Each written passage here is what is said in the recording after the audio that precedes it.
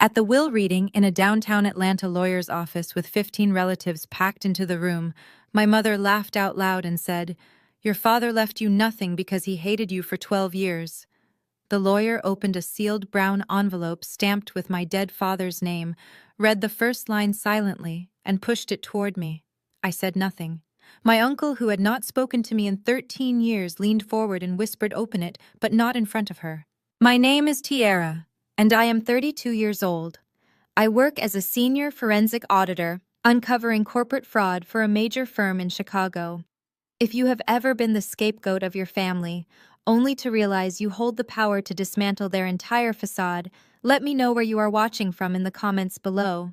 Please hit the like button and subscribe because you will want to hear exactly how I brought my toxic family empire crashing down." The air conditioning in the mahogany-paneled conference room was struggling to keep up with the body heat of 15 people. We were gathered on the top floor of a high-rise in downtown Atlanta to hear the final wishes of my father Elias. He was the founder of Legacy Logistics, which was one of the most successful private trucking and freight empires in the Southeast. I sat at the far end of the long glass table, dressed in a simple charcoal gray tailored suit. My outfit was a stark contrast to the aggressive display of wealth surrounding me. My mother Loretta sat directly across from the lawyer. She wore a bright crimson designer dress that felt entirely inappropriate for a woman who had just buried her husband of 35 years. She adjusted her diamond necklace and glared at me. Her expression was a familiar mixture of disgust and superiority. Next to her was my younger sister, Vanessa. She was 28 years old and had built a career out of taking selfies and spending our father's money. Vanessa casually placed her bright orange Hermes Birkin bag on the glass table, making sure the logo was facing my direction. She sighed loudly and checked her manicured nails, acting as though this reading was nothing more than a minor inconvenience in her busy schedule of doing absolutely nothing. Sitting uncomfortably close to Vanessa was her husband Logan. He was a 33-year-old white man who liked to call himself a real estate developer. In reality, he was just a parasite who used my family connections to fund his failed projects. He leaned back in his leather chair, crossing his arms with a smug expression. He looked at my simple suit and smirked. "Are you sure you took enough time off from your little accounting job in Chicago to be here, Tiara?" he asked loudly. His voice dripped with that familiar condescending tone he always used when speaking to me.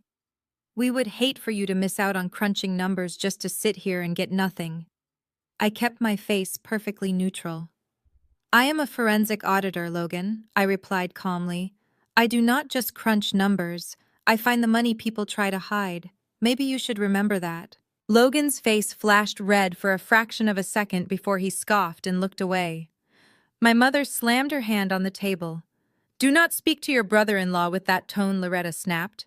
Her voice echoed off the glass walls. "Logan is stepping up to take over the company now that your father is gone. He actually understands modern business, unlike you who ran away 12 years ago because you could not handle the pressure of being in a real family." "I ran away because you kicked me out on my 20th birthday for refusing to give my college tuition money to Vanessa," I thought to myself. But I did not say it out loud. There was no point in arguing with Loretta. She was the head of the women's ministry at her megachurch, and she had spent her entire life crafting an illusion of the perfect wealthy family. To her, I was just the dark-skinned, rebellious daughter who ruined her aesthetic. Vanessa, with her lighter skin and compliant personality, was the golden child. And Logan was the ultimate prize in my mother's eyes. He was the white son-in-law she could show off to her country club friends to prove we had finally made it into high society. The lawyer cleared his throat heavily. He was an older man with gray hair and thick glasses named Mr. Sterling.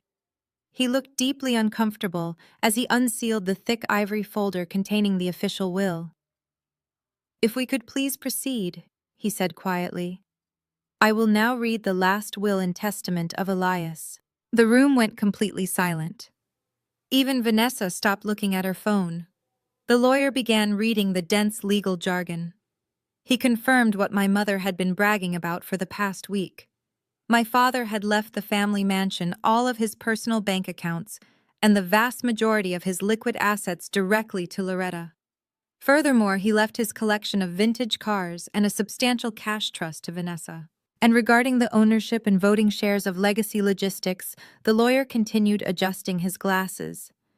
The entire controlling interest is hereby transferred to my wife, Loretta. My mother laughed, glaring at me. I told you, he hated you. Logan smirked, nodding along. Then the lawyer reached into his briefcase, pulling out a sealed brown envelope with my name on it. He read the attached note, silently, turning completely pale. Without a word to Loretta, he pushed it toward me. What is that? Loretta demanded. The lawyer shook his head. Attorney-client privilege, he stammered. My uncle whispered, open it right now, but not here. I slipped the heavy brown envelope into my leather briefcase, moving with slow, deliberate precision. I did not break eye contact with my mother as the brass clasp clicked shut. Loretta rolled her eyes dramatically, her diamond earrings catching the overhead light as she dismissed the moment entirely. Let her have whatever little parting gift he left her, she sneered, waving her manicured hand in the air. It is probably just a check for a few $1,000s, so she can finally buy a suit that does not look like it came off a clearance rack. Vanessa giggled loudly, burying her face into Logan's shoulder. Logan sat up straighter, aggressively adjusting his cheap tie, as if he were already posing for the cover of a business magazine. He looked around the room at the assembled uncles and aunts who were watching the spectacle in terrified silence. Well, now that the tedious legal formalities are out of the way, he began, his voice booming with unearned authority. I think it is time we talk about the future of Legacy Logistics. He stood up, walking over to the head of the glass table, the exact spot where my father used to sit during board meetings. He placed his hands flat on the table, leaning forward to survey the room. As you all know, Elias built a decent foundation, but the transportation industry is rapidly changing. You need a modern visionary at the helm to navigate the new market. Loretta has officially decided to appoint me as the new Chief Executive Officer, effective immediately. A heavy, suffocating silence fell over the conference room. Several of the older relatives exchanged uneasy glances, but no one dared to speak against Loretta. She controlled the purse strings now. Logan turned his gaze toward me, a nasty, condescending smile playing on his lips. Nothing personal, Tiara, he said, his tone dripping with fake sympathy. But a black woman's mindset, especially one stuck in the past, simply is not fit for modern corporate restructuring. You people are too emotional, too attached to community and tradition. We need aggressive growth, not cautious bookkeeping and loyalty to old drivers. We are going to liquidate the old warehouses, sell off the outdated fleet, and pivot to automated logistics. I have massive investors lined up who are very eager to bring this dinosaur of a company into the 21st century. Loretta nodded proudly, looking at Logan as if he had just cured a major disease. Logan is absolutely right, she declared, her voice echoing off the mahogany walls. Your father was far too sentimental, holding on to employees who were way past their prime and refusing to sell the downtown properties when the market was hot. It is time for fresh blood and real leadership. You should take notes, Tiara, since your own life has been such a massive disappointment. I stared at her, feeling a cold, detached calm wash over my entire body. A disappointment, I asked, keeping my voice perfectly level. I am a senior director at one of the top financial auditing firms in the country. I manage corporate accounts worth billions of dollars. Loretta burst into a sharp, mocking laugh that made my stomach turn. Please, she scoffed, waving her hand again. You sit in a gray cubicle looking at spreadsheets all day. You have no husband, no children, and no real power. You have spent the last 12 years trying to prove you did not need us, and look exactly where it got you. Sitting at the far end of the table, getting a pathetic pity envelope while your sister and her husband inherit a literal empire. She leaned forward, her eyes narrowing with malicious delight. I remember the day I kicked you out 12 years ago. You stood in the driveway crying with your cheap little suitcase, swearing you would be more successful than all of us combined. And what happened? You struggled through state college, working late-night shifts, smelling like grease just to pay your rent, while Vanessa attended a private university and married a brilliant entrepreneur. If you had just listened to me, if you had just learned your place and supported your sister, You might have had a small administrative role in this company, but you were always too stubborn and arrogant for your own good. Now you get to watch us elevate this family to a level you could never even dream of." Logan chimed in, wrapping a protective arm around Vanessa's shoulders. "Honestly, Tiara, you should be thanking us for taking this burden off your hands. Managing a multi-million-dollar enterprise is way out of your league anyway. Stick to your little calculator and let the men handle the heavy lifting. In fact, I am already drafting the termination notices for some of the senior drivers and warehouse managers. We need to trim the fat and cut the pensions before we take the company public next year." My Uncle Vernon tensed beside me, his jaw clenching so hard I thought his teeth might shatter. "Those drivers helped your father build this company from the ground up," he muttered, his voice low and dangerous. "Some of them have been here for 30 years. You cannot just cut their pensions to line your own pockets." Logan waved a hand dismissively, scoffing at my uncle. "Business is business, Vernon," he replied casually, entirely unbothered. "You cannot let emotion get in the way of profit. That is exactly the kind of outdated urban thinking we are eliminating from the corporate culture." I watched them gloat, entirely blind to their own staggering ignorance. They honestly thought legacy logistics was just a giant bank account waiting to be drained so they could buy sports cars and country club memberships. They had no idea about the complex web of commercial contracts, strict union agreements, and federal transport regulations that held a logistics empire together. Logan was a failed real estate developer who had bankrupted 2 small companies before marrying my sister for her inheritance. The thought of him running my father's life work was sickening, but I knew better than to show a single ounce of my anger. My father's voice echoed in my mind, a memory from years ago. "Let them think they have won, Tiara. Let them get comfortable, because a comfortable enemy is a careless enemy." I looked down at my briefcase where the brown envelope was hidden safely inside. The weight of it felt like a loaded weapon pressing against my side. Loretta was still talking, bragging to one of my aunts about the exclusive gated community Logan was going to move them into, using the company expansion funds.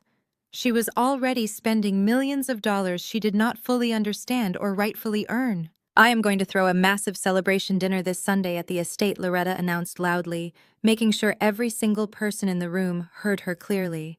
"We are going to toast to the new era of legacy logistics and Logan's appointment as CEO. Of course, it will be an intimate family gathering for those who truly support our new direction."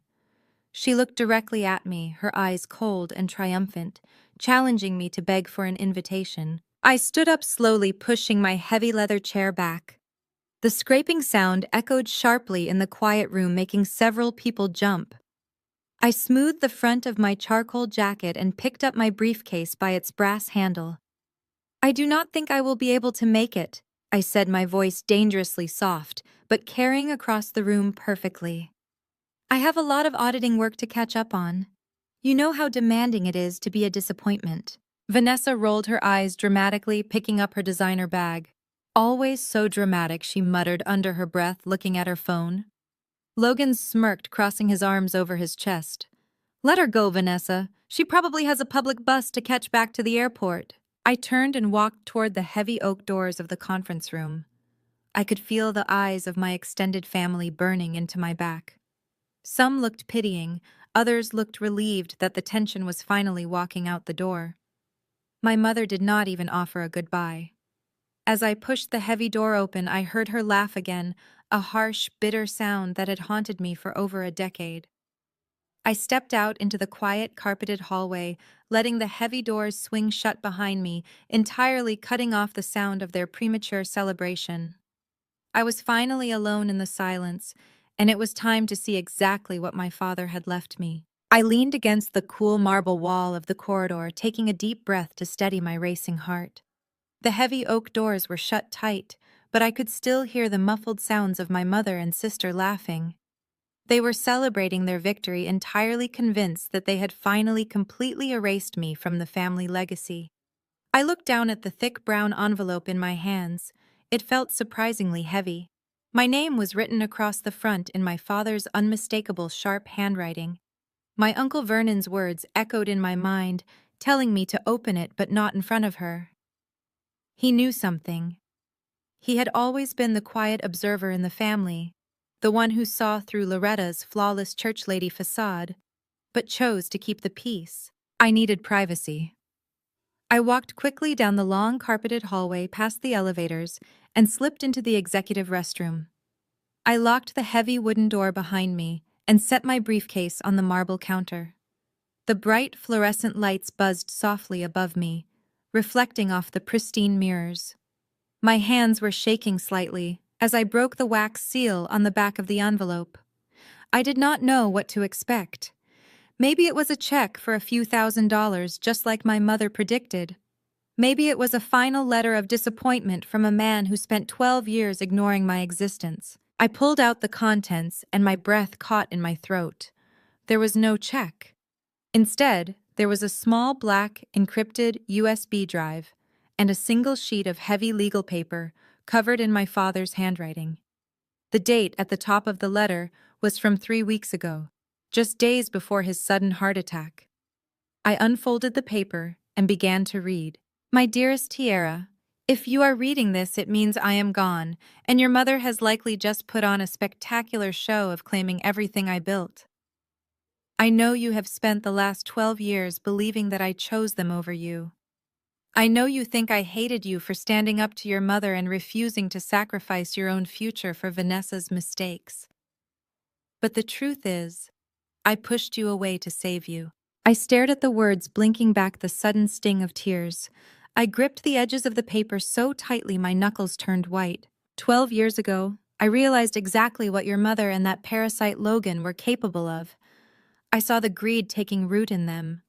Your mother was obsessed with status, and Logan was a manipulative opportunist who only saw our family as a bank to fund his pathetic lifestyle. If I had let you stay, if I had shown you the favor and love you truly deserved, they would have destroyed you. They would have tied you into their toxic web and ruined your brilliant mind. So I had to play the villain. I had to let them think they had won, so they would leave you alone to build your own empire. I have watched every step of your career, Tiara. I know you are a senior forensic auditor. I know you are ruthless and brilliant at finding hidden money. I could not be prouder of the woman you have become. A single tear slipped down my cheek, splashing onto the marble counter. 12 years of agonizing rejection, 12 years of feeling like the black sheep of the family instantly dissolved into the quiet hum of the restroom. He never hated me. He had been protecting me, playing a long, dangerous game of chess while everyone else was playing checkers. My father knew that if I stayed under Loretta's roof, I would have been reduced to a servant expected to fund Vanessa's luxury life and cater to Logan's massive ego. He set me free by breaking my heart. I wiped my face and continued reading. The second half of the letter shifted from a loving father to a furious business owner. Legacy Logistics is not just a company, Tiara. It is a promise I made to our community. I hired men who could not get jobs anywhere else and built a pension fund to protect their families. But over the past few years, I discovered that Logan and your mother have been quietly siphoning money out of the company. Logan has been creating shell vendors to drain the accounts, and your mother has been turning a blind eye so she can maintain her country club lifestyle. They think they are clever, but they are sloppy. I was gathering the evidence to hand over to the authorities, but my heart is failing me. I do not have much time left. That is why I set a trap for them. I looked at the black USB drive resting on the counter. The drive in this envelope contains every financial record, every hidden offshore transaction, and every fake contract Logan has ever drafted. It is the smoking gun. I left them the surface-level assets in the public will, so they would let their guard down. But the real power, the true legacy of this family is hidden in the trust documents on that drive. They think they just inherited an empire, but they just inherited a sinking ship with massive liabilities. Take the drive, Tiara. Use your skills. Audit them. Expose them. Take back what is rightfully yours and protect the drivers who built this company. Destroy them, my brilliant girl. Love always, Dad. I stood there in the quiet restroom, letting the magnitude of his words wash over me. The sadness and grief I felt over losing my father were suddenly replaced by a cold, calculated fury. My mother had spent my entire life making me feel small and worthless. She had allowed Logan to walk into our family and treat me like trash, just because he was a white man who gave her a false sense of elite status. They had laughed at me in that conference room, believing I was just a bitter accountant who had been cut out of the family fortune. I remembered how smug Logan looked sitting in my father's chair talking about liquidating assets and cutting pensions. He thought he was a modern visionary, but he was nothing more than a common thief wearing a cheap suit. And my mother was willing to sacrifice the livelihoods of hundreds of hard-working black men just so she could sip champagne with her fake friends. They had no idea that my father had just handed me the match to burn their entire fake kingdom to the ground. I folded the letter carefully and placed it in my inside jacket pocket. I picked up the encrypted USB drive, feeling its cold metal edge against my thumb. This was not just a piece of technology, it was 12 years of vindication. It was the ultimate weapon forged by my father and handed to the only person in the family smart enough to use it. I placed the drive safely inside my briefcase and snapped the brass locks shut. I looked at myself in the mirror. The young, vulnerable girl who was kicked out of her home 12 years ago was gone forever. In her place was a woman who dismantled corporate fraud networks for a living. I splashed some cold water on my face and dried it carefully, making sure my expression was completely unreadable. I unlocked the restroom door and stepped back out into the hallway. I expected it to be empty, but as I turned the corner, I saw Vanessa and Logan standing near the elevators. They were whispering furiously to each other, but stopped abruptly when they saw me approach. Logan puffed out his chest, trying to look imposing, while Vanessa crossed her arms, holding her designer bag like a shield. They were waiting for me. They wanted to see if I was crying. They wanted to see if they had finally broken me. They thought I was walking away in defeat, clutching a pathetic consolation prize. They had no idea I was walking away with the keys to their absolute destruction. I walked toward them, the heavy briefcase swinging lightly at my side, my heels clicking rhythmically against the polished floor. The real audit was just beginning, and I was going to enjoy every single second of it. "Well, look who finally decided to come out of hiding!"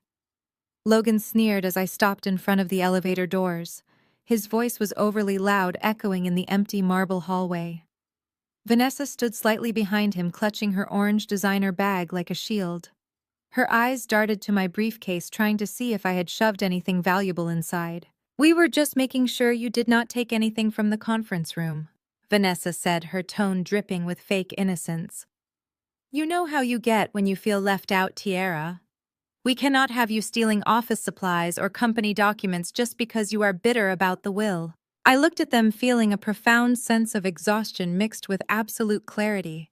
They were so entirely predictable. "I did not steal anything, Vanessa," I replied, keeping my voice perfectly flat. I reached past Logan and pressed the down button for the elevator. The digital display lit up, showing the car was descending from the top floor. Logan stepped closer, invading my personal space. He crossed his arms, puffing out his chest to look intimidating.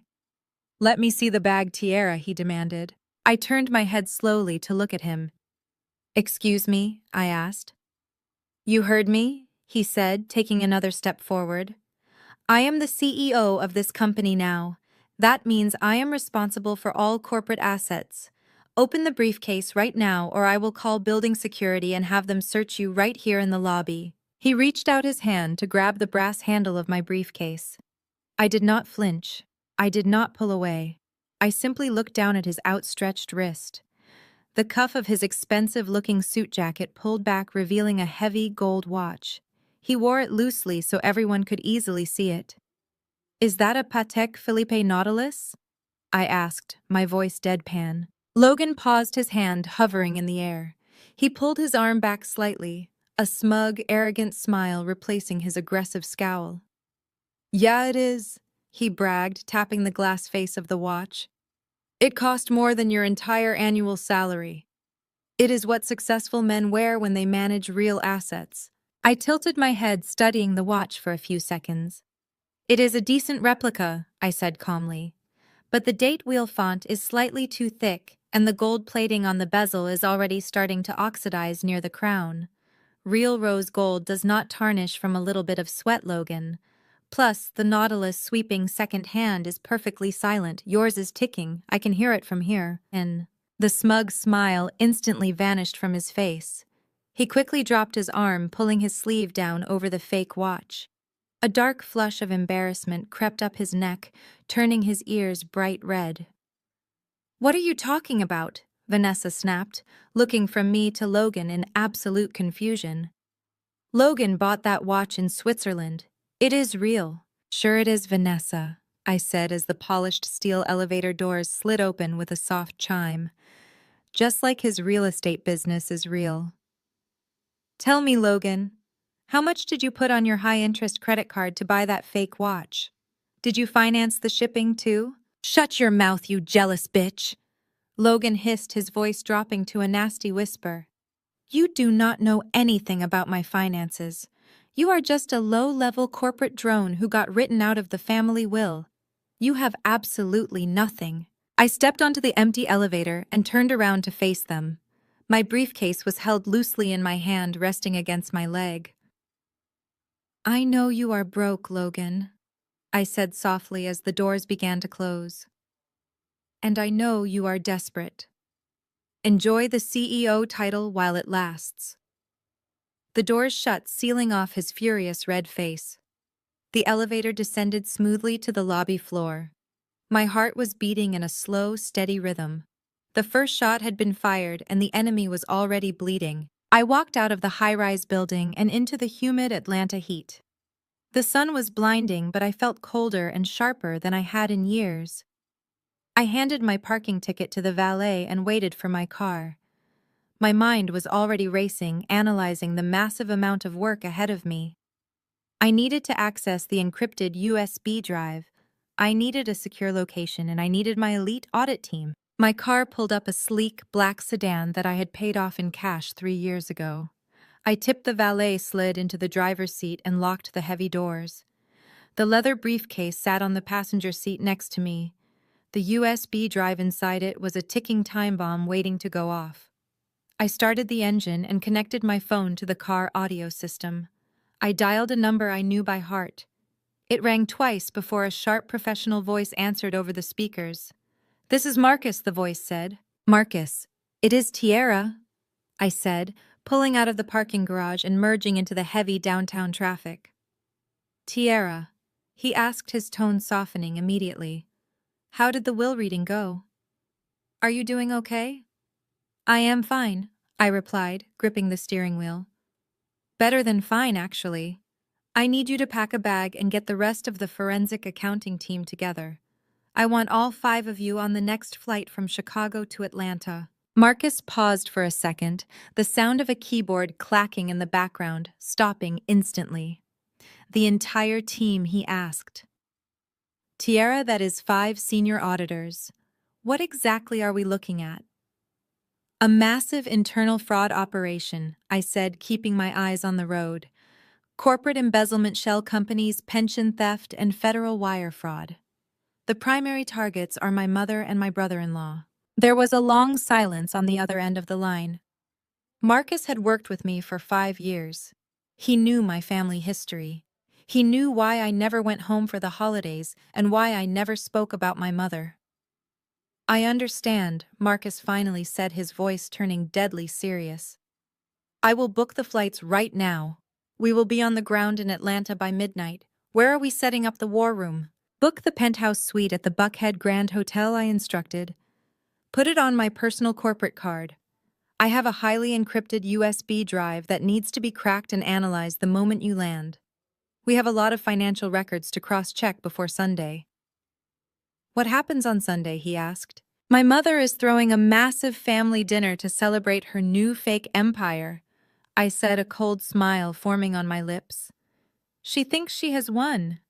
She wants me there to watch them take over my father's legacy and liquidate the pensions of hundreds of loyal black truck drivers. I am going to let them enjoy their appetizers, and then I am going to serve them federal indictments for dessert. "Consider it done, boss," Marcus said. "We will see you tonight." I ended the call and drove toward my hotel. The oppressive Atlanta heat beat down on the windshield, but inside the car, the air conditioning blew ice cold. 12 years ago, I drove away from this city with nothing but a cheap suitcase and a broken heart. My mother had laughed at me. My sister had ignored me, and Logan had mocked me. They thought they had buried me. They did not realize my father had simply planted a seed. And now the harvest was finally ready. I pulled into the circular driveway of the Buckhead Grand Hotel and handed my keys to the valet. The lobby was quiet and elegant, a stark contrast to the storm that was brewing inside my mind. I took the private elevator up to the penthouse suite that I had booked for the week. It was expansive with floor-to-ceiling windows overlooking the glittering Atlanta skyline. It was the perfect war room. By midnight, there was a sharp knock at the heavy oak door. I opened it to find Marcus standing there with 4 of our best forensic auditors. They were carrying heavy Pelican cases filled with high-powered laptops, portable servers, and encrypted routers. Marcus gave me a quick nod, dropping his bags in the foyer. We did not waste time with small talk. Within 20 minutes, the dining table was transformed into a command center. Cables snaked across the expensive rug and multiple monitors illuminated the dimly lit room with a cold blue glow. I handed Marcus the black USB drive. My father had locked it with military-grade encryption, but he had also taught me everything about numbers. The password was the exact geographic coordinates of the first small warehouse he ever bought, mixed with my exact time of birth. The drive clicked open and a massive directory of files flooded the screen. We spent the next 3 days practically living in that suite. Room service trays piled up in the corner while we drank gallons of black coffee and tore through decades of financial records. What we found was staggering. Logan had not just been stealing, he had been running a highly systematic draining operation. He had set up 6 different shell companies registered in Delaware, all billing legacy logistics for ghost services like consulting fees, software upgrades, and fleet maintenance that never actually happened. But the most sickening part was where the money was coming from. Logan was not just skimming profits.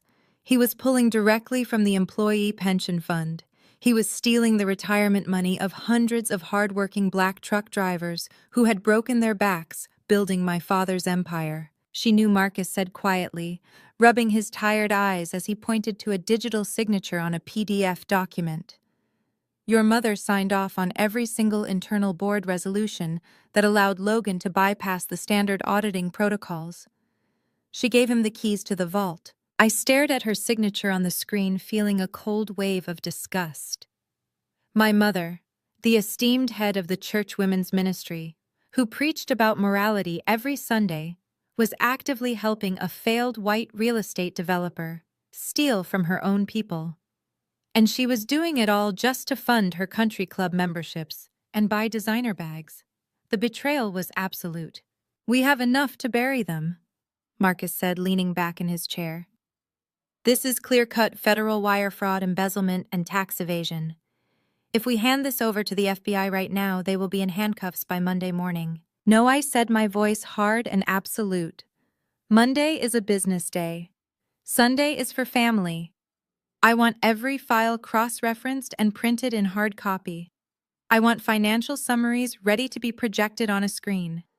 They are throwing a party to celebrate their new empire, and I am going to deliver the keynote address." By Sunday afternoon, the Atlanta heat was thick and oppressive. I stood in front of the full-length mirror in the penthouse bedroom.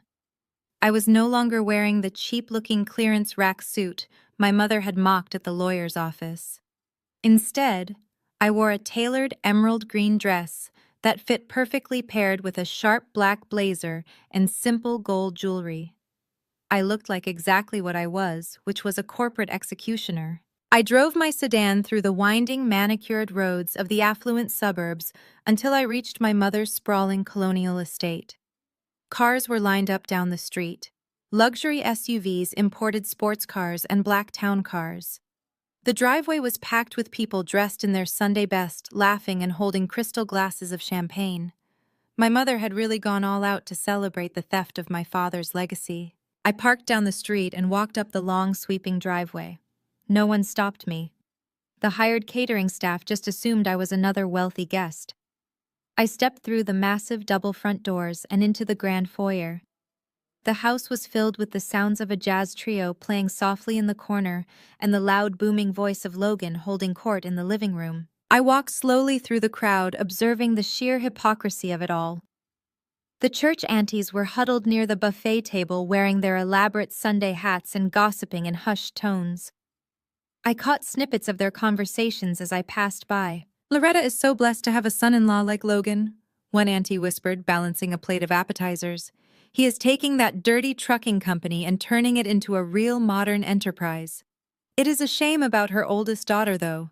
32 years old and still working some boring desk job with no husband in sight. I just smiled to myself, entirely unbothered. I spotted my mother standing near the grand staircase.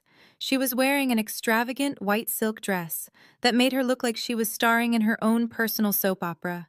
She had a glass of expensive champagne in one hand and was laughing loudly at something the church pastor had just said. Vanessa was draped over a velvet sofa nearby, snapping selfies with her friends and making sure her designer bag was perfectly positioned in the frame. They looked completely carefree, utterly convinced that their future was secured by the millions of dollars they had stolen. Then my mother turned her head and saw me standing in the archway. Her fake smile instantly vanished, replaced by a sharp glare of pure venom. She whispered something to the pastor and marched across the room toward me, her heels clicking aggressively against the hardwood floor. The confrontation was finally here, and I had brought all the receipts. I watched the party guests mingling in the lavish living room. Waiters in crisp white shirts carried silver trays of hors d'oeuvres past towering floral arrangements that easily cost thousands of dollars. It was a scene of absolute excess, funded entirely by stolen money. I stood near a massive marble pillar, sipping a glass of sparkling water and taking it all in. The sheer arrogance of my family was breathtaking. They were dancing on my father's grave and drinking champagne bought with the retirement funds of men who had worked 30 years to build the company. Loretta finally spotted me. Her fake smile instantly vanished, replaced by a sharp glare of pure venom. She whispered something to the pastor, cutting their conversation short, and marched across the room toward me. Her heels clicked aggressively against the hardwood floor. Loretta stopped a few feet away from me, her face twisted into a mask of polite hostility. "What are you doing here, Tiara?" she hissed, keeping her voice low so the church elders would not hear. "This is a private celebration for family and people who actually support legacy logistics. You were not invited." I looked at her white silk dress and smiled. "I am family mother," I said smoothly. "And since my father built the company we are celebrating, I figured I had every right to be here." Before Loretta could argue, Logan walked over carrying a massive crystal glass of expensive scotch. He looked me up and down, pausing at my tailored emerald dress. His eyes narrowed slightly, recognizing that I did not look like the defeated woman he expected. Well, he said loudly, drawing the attention of several nearby guests. "Look who decided to grace us with her presence. Did you come to beg for a job in the mailroom, Tiara? Because we are completely restructuring the corporate ladder, and we might have an opening for an entry-level clerk." I took a slow sip of my water. "I am quite happy with my current position, Logan," I replied. Logan scoffed, turning his back to me and walking to the center of the room. He tapped a silver spoon against his glass. The sharp ringing sound cut through the jazz music and the low chatter of the party. The room quieted down as everyone turned to look at the new CEO. "Thank you all for coming today," Logan began, his voice projecting with that same unearned confidence. "We are here to celebrate the future. For too long, legacy logistics has been held back by outdated thinking and sentimental attachments to old properties. But starting tomorrow, that changes. I am thrilled to announce that I have officially brokered a deal to sell the main downtown warehouse district. We are selling the land to a commercial developer for $10 million. The room erupted into polite applause. Loretta beamed, looking around at her friends with absolute pride. Vanessa cheered loudly, raising her glass in the air. Logan held up his hand to quiet the crowd. This influx of cash will allow us to transition into a fully automated digital freight network. He continued spouting corporate buzzwords that I knew for a fact he did not understand. It will also allow our family to finally step into the upper echelon of Atlanta society where we truly belong. To the future of legacy logistics, he toasted, raising his glass high. To the future, the crowd echoed. I reached into my clutch and pulled out my phone. I tapped the screen, activating a secure recording app that was feeding audio directly to Marcus and the team back at the hotel. They were standing by, ready to cross-reference everything Logan said in real time. Logan finished his scotch and handed the empty glass to a waiter. He walked back over to me, pulling a folded piece of heavy cardstock from his inside jacket pocket. He thrust it into my hand with a nasty smirk. "What is this?" I asked, looking down at the paper. "That is the catering bill," Logan said, crossing his arms. "It is for $12,000. Since you decided to crash our private party and drink our water, the least you can do is make a financial contribution. You claim to be some big-shot auditor in Chicago. Prove it. Pay the bill right now or security will escort you off my property." Vanessa giggled, stepping up next to him and linking her arm through his. "Yeah, Tiara," she mocked.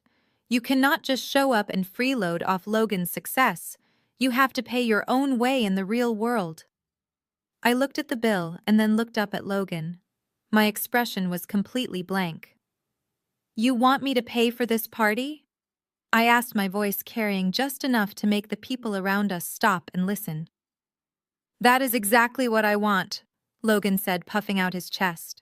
I let out a soft laugh, shaking my head. "The problem, Logan, is that you cannot even afford to pay for this party yourself. In fact, you cannot afford this house." Loretta gasped, stepping forward. "How dare you?" she snapped. "Logan is about to bring in $10 million. He is a visionary." I did not look at her. My eyes were locked on Logan. I tapped a few buttons on my phone, linking it to the massive smart TV mounted on the wall above the fireplace. The screen flickered to life, replacing the ambient artwork with a stark white document filled with black text and bright red warning labels. Logan turned around to look at the screen. The color instantly drained from his face. "What you are looking at," I announced. My voice projecting clearly across the suddenly silent living room, "is a notice of default. Logan has been telling you all that he is a successful real estate developer. But according to these bank records, which are now projected for everyone to see, he is drowning in debt. He used the deed to this very estate, my mother's home, as collateral for 3 different ghost projects that never broke ground." The crowd gasped. The church aunties began whispering frantically, clutching their pearls. Loretta turned pale, looking back and forth between the screen and Logan's terrified face. "Logan? What is she talking about?" Loretta demanded, her voice trembling slightly. "She is lying," Logan shouted, pointing a shaking finger at me. "Turn that off right now. It is a fabricated document. She is just a jealous, bitter woman." I tapped my screen again. The image on the TV shifted to a series of offshore bank transfers and corporate accounting ledgers. "I am a forensic auditor, Logan. I do not fabricate documents. I follow the money. And the money shows that you are 3 months behind on the mortgage payments for this estate. The bank is preparing to foreclose next week. You are not selling the downtown warehouse to innovate the company. You are selling it in a desperate attempt to cover your own massive personal debts before the creditors drag you into court." The entire room was frozen. The jazz trio had stopped playing. The only sound was the low hum of the air conditioning and the rapid, frantic breathing of my sister Vanessa. "This is illegal," Logan stammered. Backing away from me, his confidence entirely shattered. "You hacked into my private accounts. You are going to jail." "No," I corrected, stepping forward and forcing him to retreat another step. "I legally accessed the corporate records of Legacy Logistics, records that you foolishly linked to your personal shell companies. You thought you could drain the employee pension funds to pay off your bad investments and nobody would notice. You thought my father was just a clueless old man and that my mother was vain enough to sign whatever you put in front of her." Loretta's knees buckled slightly. She grabbed the edge of a nearby armchair to steady herself, the champagne glass slipping from her hand and shattering on the hardwood floor. "Pension funds," she whispered, staring at Logan with wide, horrified eyes. "Logan, tell me you did not touch the pension funds." Logan opened his mouth, but nothing came out. His arrogant facade had completely dissolved, leaving behind a pathetic, terrified little boy in a cheap suit. Vanessa burst into tears, dropping her designer bag on the floor. "You are ruining everything," she screamed at me. "You always do this, Tiara. You always ruin my life." "I am not ruining your life, Vanessa," I said coldly, my voice echoing in the dead silence of the room. "You married a fraud and you let him steal from our family. I am just handing you the receipt." The silence in the massive living room was so thick you could cut it with a knife. Vanessa was sobbing uncontrollably on the floor, her expensive makeup running down her face in dark streaks. Logan was entirely frozen, staring at the television screen that displayed the undeniable proof of his absolute financial ruin. The jazz trio in the corner had completely stopped playing quietly, packing their instruments away, as they realized the party had just turned into a nightmare. But it was my mother Loretta who finally broke the dead silence. She stepped firmly between me and Logan, shielding him as if he were a helpless victim being attacked by a monster. "Turn off that screen right now," she demanded, her voice trembling with a mixture of desperate fear and pure rage. She looked out at the frozen crowd of party guests, her eyes pleading with the church aunties who were watching the drama unfold from the buffet table. "Do not listen to a single word she says," Loretta shouted, waving her hands frantically. "Tiara has always been a bitter, jealous girl. She has spent her entire life resenting Vanessa and trying to ruin our happiness." Loretta turned back to me, her face contorted with a deep, ugly disgust. The colorism and blind worship of white privilege that had defined my entire childhood were suddenly on full display for everyone to see. "You just cannot stand it, can you?" she hissed, stepping closer to me. "You cannot stand that your sister is beautiful and light-skinned and married to a brilliant white man who actually knows how to elevate this family. You have always been so angry and dark and difficult. You think because you wear a nice tailored dress and work in a city, you can come back here and humiliate a man like Logan, a man who belongs to the country club, a man with real pedigree. You are nothing but a jealous spinster trying to tear down your betters." The church aunties, who had been perfectly happy to eat the expensive catered food paid for by stolen pensions, began to nod in agreement. They formed a protective half-circle behind my mother, their elaborate Sunday hats bobbing as they murmured their support.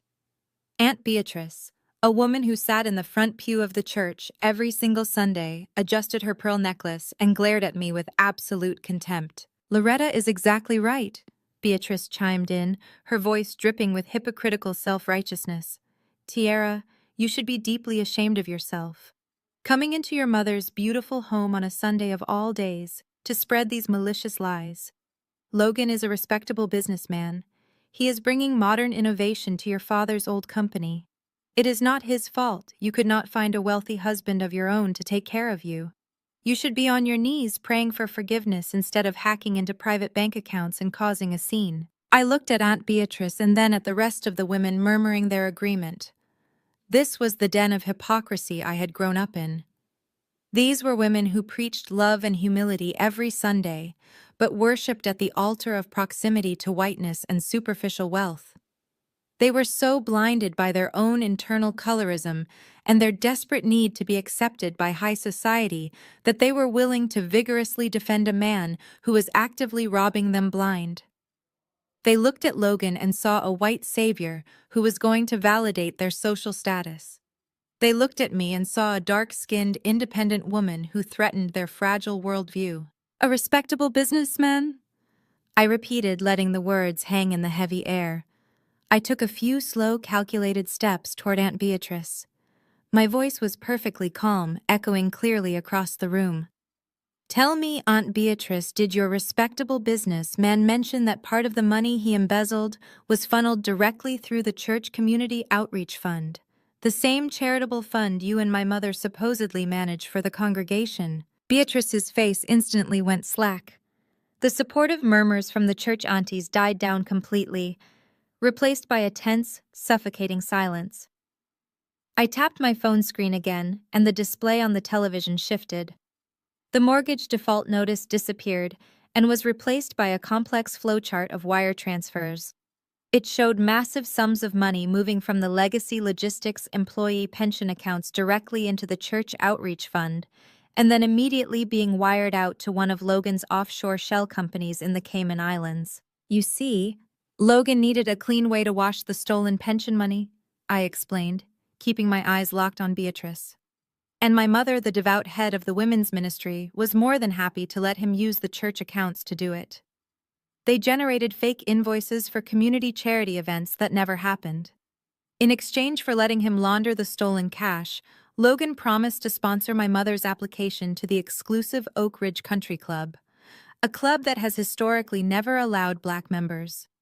She sold out her own community, her dead husband's legacy, and hundreds of hardworking Black truck drivers just so she could sit on a patio and drink iced tea with wealthy white women who do not even want her there. The collective gasp from the party guests was deafening.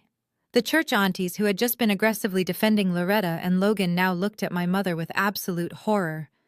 Beatrice took a large step back from Loretta as if she were suddenly contagious. "Loretta, you used the church accounts," Beatrice whispered, her voice shaking with genuine outrage and panic. "That is federal wire fraud. You could bring the FBI straight to our congregation. You put all of our names on those ledgers." Loretta looked around desperately, realizing that her carefully constructed social empire was collapsing right in front of her eyes. The women she had spent decades trying to impress were now staring at her like she was a criminal. "No, it is not what it looks like," she stammered, reaching out to grab Beatrice's arm. "Logan said it was just a temporary tax loophole. He said he was investing the church money to double our returns for the new building fund. He is a financial expert. He is a real estate developer. He promised me it was completely legal." Logan suddenly snapped out of his shocked trance. He realized the ship was rapidly sinking and his cowardly survival instinct kicked into high gear. "Do not try to pin this all on me, Loretta," he shouted, his face turning a bright, blotchy red as he sweated profusely. "You knew exactly what we were doing. You signed all the authorization forms. You gave me the routing numbers for the church bank accounts. You wanted that country club membership more than you wanted to protect your husband's company. You are just as guilty as I am, so do not play the innocent victim now." Vanessa screamed, putting her hands over her ears as she sat on the floor. "Stop it!" she cried, looking frantically between her husband and her mother. "Logan, tell them it is a mistake. Tell them you have the $10 million for the warehouse sale.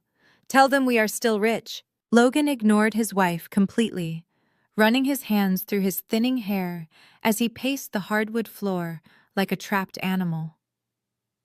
The wealthy party guests were already backing away toward the grand front doors, not wanting to be anywhere near the mansion when the federal authorities inevitably arrived. The luxurious Sunday dinner, celebrating their stolen victory, had turned into a massive, active crime scene. I stood perfectly still, watching the chaos unfold around me. 12 years of being told I was not good enough, 12 years of being judged for my dark skin and my independence, had all led to this exact moment. The den of hypocrisy was violently tearing itself apart, and I had not even played my best card yet. Logan was pacing the hardwood floor like a trapped animal, but suddenly he stopped. He looked at the wealthy party guests, who were slowly backing away toward the grand front doors, and realized his entire world was slipping through his fingers. Instead of accepting defeat, his cowardly survival instinct mutated into pure arrogance. He decided to double down on his lies. He snatched a full glass of champagne from a terrified waiter who was trying to slip out of the room. Logan marched over to the sweeping grand staircase and climbed the first 3 marble steps to elevate himself above the crowd. "Wait, everyone, please wait!" he shouted, his voice cracking slightly before he forced it into a booming, authoritative register. "Do not let this bitter woman ruin our magnificent celebration." He raised his glass high in the air, forcing a frantic, sweaty smile onto his face. "These documents she is showing you are nothing but fabricated nonsense." He lied through his teeth, staring down at the crowd. "I am still the chief executive officer of Legacy Logistics, and tomorrow morning I am signing the final paperwork to sell the core warehouse district for $10 million cash. That money is going to wipe out any imaginary debts she is talking about. It is going to elevate this family into the highest tiers of Atlanta society, and everyone in this room who stays loyal to us will be rewarded beyond their wildest dreams." My mother.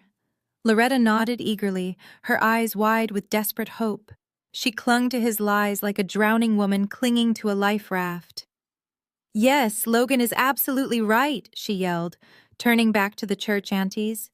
"He is a visionary business leader. We are going to be richer than ever." I stood perfectly still near the massive stone fireplace, watching this pathetic display of desperation. Under the thick curls of my dark hair, I wore a microscopic flesh-colored earpiece. I reached up, pretending to casually tuck a stray strand of hair behind my ear, and tapped the tiny device twice. "Marcus, are you catching all of this?" I whispered so quietly that no one around me could possibly hear. "Loud and clear, boss," Marcus replied, his voice crisp and steady in my ear. "We are listening to every single word." The team in the hotel suite is already running a deep cross-reference on the $10 million warehouse sale he is bragging about. Give me 30 seconds to pull the property title transfers and the buyer history. I watched Logan continue his deeply delusional speech while I waited for my audit team to do their work. Logan was pacing on the stairs, promising the church elders massive anonymous donations for their outreach programs. He looked down at Vanessa, who was still sitting on the floor, and told her they would be shopping for a private yacht by next month. Vanessa wiped her smeared makeup and actually started to smile again, completely buying into his ridiculous fantasy. They were all so desperately addicted to the illusion of infinite wealth that they were perfectly willing to ignore the burning house they were standing inside. A few of the church aunties actually stopped, inching toward the door. Their inherent greed began wrestling with their fear of federal authorities. If Logan really was about to secure $10 million, they did not want to be left out of the inner circle. They began to whisper among themselves, looking at Logan with renewed admiration. Then Marcus spoke in my ear again. His voice was laced with utter disbelief. "Tiara, you are not going to believe the sheer stupidity of this man," he said rapidly, typing on his keyboard in the background. "We just pulled the corporate structure for the buyer of the warehouse land. It is a private equity firm called Apex Holdings. They are not buying the land for $10 million cash. Logan owes Apex over $12 million from his failed luxury condo developments in Florida." I kept my face entirely neutral as I processed the information. "Tell me everything, Marcus," I whispered. "The warehouse transfer scheduled for tomorrow morning is not a sale," Marcus explained, his voice sharp and professional. "It is a foreclosure surrender. Logan signed a secret agreement with them last week. He is legally signing over your father's most valuable commercial real estate to a predatory lending group just to keep himself out of a massive civil lawsuit. He is not getting a single dime in cash. He is literally giving away the core infrastructure of Legacy Logistics to save his own skin." A cold, devastating smile slowly spread across my face. Logan finished his grand toast and took a large gulp of his champagne, looking incredibly pleased with himself. He truly believed he had talked his way out of the crisis. The crowd was silent, waiting to see what would happen next. I stepped forward, my heels clicking loudly and rhythmically in the quiet room. $10 million cash, I asked, my voice cutting sharply through the lingering echoes of his speech.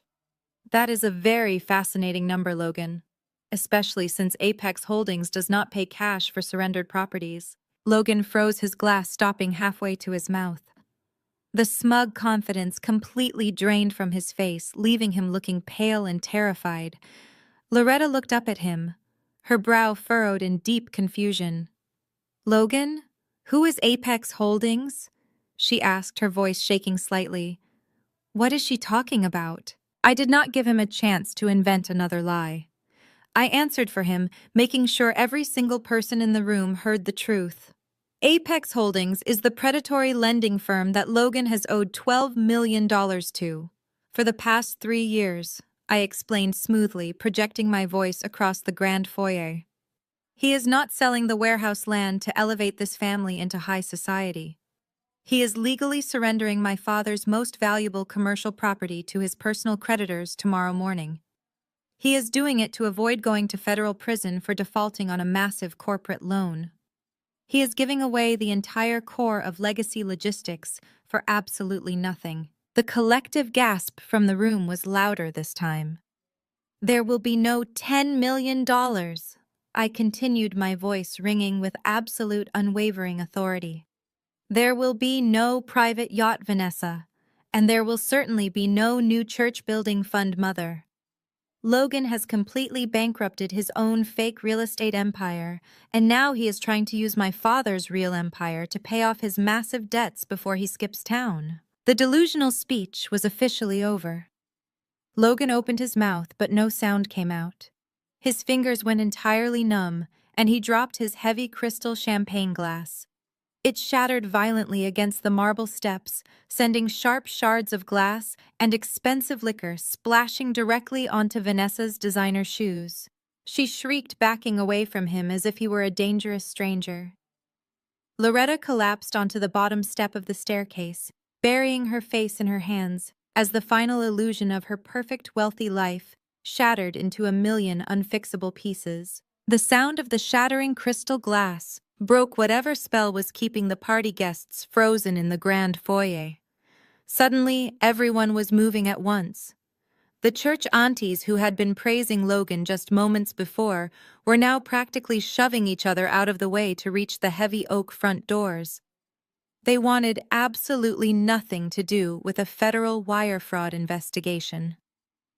Aunt Beatrice did not even look back at my mother as she hurried down the driveway, clutching her elaborate Sunday hat against the wind to protect it from the humid evening air. The jazz musicians had completely vanished, leaving their half-empty water glasses resting on the grand piano.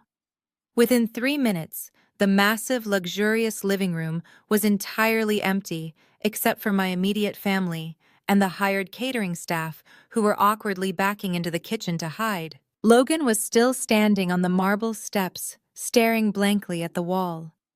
The reality of his situation had finally crushed the last remaining ounce of his arrogant delusion. Vanessa was looking at him with absolute horror. All the designer bags and luxury vacations he had promised her were evaporating right before her eyes. "You lied to me!" Vanessa screamed, her voice echoing shrilly in the empty house. "You told me the warehouse sale was going to make us billionaires. You told me my trust fund was secure and that we were buying a yacht." Logan slowly turned his head to look at her, his face completely devoid of emotion. "Your trust fund was drained 6 months ago, Vanessa," he said, his voice flat and dead. "I used it to cover the margins on the Florida properties. There is no money left. It is all gone." Vanessa let out a guttural sob and lunged at him, her perfectly manicured hands curling into fists as she hit his chest. "You stole my money!" she shrieked hysterically. "You ruined my life! You are nothing but a pathetic failure." I watched them tear each other apart, feeling absolutely nothing. There was no pity and no satisfaction, just the cold, hard reality of consequence. Loretta was still sitting on the bottom step, her face buried in her hands. She slowly looked up at me, her makeup ruined and her white silk dress wrinkled. She looked older and smaller than I had ever seen her. The powerful church elder facade was completely gone. "Why are you doing this, Tiara?" she asked, her voice barely a whisper. "Your father left me this company. It was his dying wish that I take care of it. Why are you destroying everything we have built?" I walked over to her, my heels crunching on the broken glass. "I am not destroying anything, Mother," I said, looking down at her. "Logan destroyed it, and you handed him the hammer. My father did not leave you this company because he trusted you. He left you the public title because he knew you and Logan would immediately try to steal everything. He used you as bait to catch a parasite. And it worked perfectly. You let him steal from the truck drivers who built this empire just so you could play country club socialite. Loretta shook her head, refusing to accept the truth. He loved me, she cried. He wanted me to have the membership. He wanted us to be respected by the right kind of people. Respect is earned, I replied coldly, turning my back on her. You sold out your own community to pretend you were part of elite white society. Enjoy the foreclosure, mother. You have about 30 days before the bank locks the doors of this mansion forever. I walked out of the house, leaving the heavy double doors wide open. The humid Atlanta air felt suffocating, but my mind was completely clear. I got into my sedan and drove away from the sprawling estate without checking my rearview mirror. The Sunday dinner was over, but the real execution was scheduled for Monday morning. When I returned to the penthouse suite at the Buckhead Grand Hotel, Marcus and the team were still hard at work. The dining table was covered in thick black binders filled with financial ledgers, bank statements, and signed affidavits. Marcus looked up as I walked in, handing me a fresh cup of black coffee. "How was the party?" he asked, a slight smirk playing on his tired face. "It was highly educational," I said, taking a sip of the bitter coffee. "The targets have been thoroughly destabilized." Logan admitted to draining Vanessa's personal trust fund in front of multiple witnesses, and Loretta's social circle has completely abandoned her. "What is our status for tomorrow morning?" Marcus tapped his keyboard, pulling up a secure legal document on the main monitor. "The federal court judge reviewed the emergency injunction request we filed yesterday morning. Based on the overwhelming evidence of immediate flight risk and ongoing wire fraud, she signed the order at exactly 4:00 this afternoon. Every single corporate bank account tied to Legacy Logistics and every personal account registered to Logan and Loretta are officially frozen." I looked at the digital signature on the federal order, feeling a deep sense of finality. "They cannot move a single dime?" I asked. "Not even a penny," Marcus confirmed. "Logan is going to try to finalize that warehouse surrender with Apex Holdings tomorrow morning at the bank. He is desperate to close the deal, so they drop the civil lawsuits before the FBI arrests him. But the moment he tries to sign those deeds, the bank manager will get the federal system alert. We also prepared the pension restoration protocol, just like you asked." "Excellent," I said, setting my coffee down. "Tell the team to get some sleep. Tomorrow we move the command center to the Legacy Logistics corporate boardroom. I want to be sitting in my father's chair when Logan finally realizes he has lost everything." The sun rose over Atlanta on Monday morning, casting a bright golden light over the city skyline. I dressed in a sharp, tailored black suit, pulling my hair back into a sleek bun. This was not a social visit. This was a corporate takeover. Across town, Logan and Loretta were desperately trying to salvage their shattered lives. My surveillance team confirmed that they had arrived at the downtown branch of their primary corporate bank at exactly 8 in the morning. Logan was sweating profusely through his suit, carrying a briefcase filled with the warehouse deeds. Loretta was wearing dark sunglasses inside the bank, trying to hide her swollen red eyes from the tellers.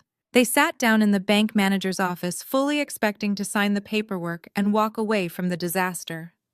Logan slapped the folders onto the desk, demanding that the transfer to Apex Holdings be expedited immediately. He tried to use his aggressive, booming voice, but it sounded weak and panicked. The bank manager, a stern-looking man who had known my father for 20 years, simply stared at Logan. He slowly pushed the folders back across the polished mahogany desk. "I am sorry, Logan," the manager said, his voice completely devoid of sympathy.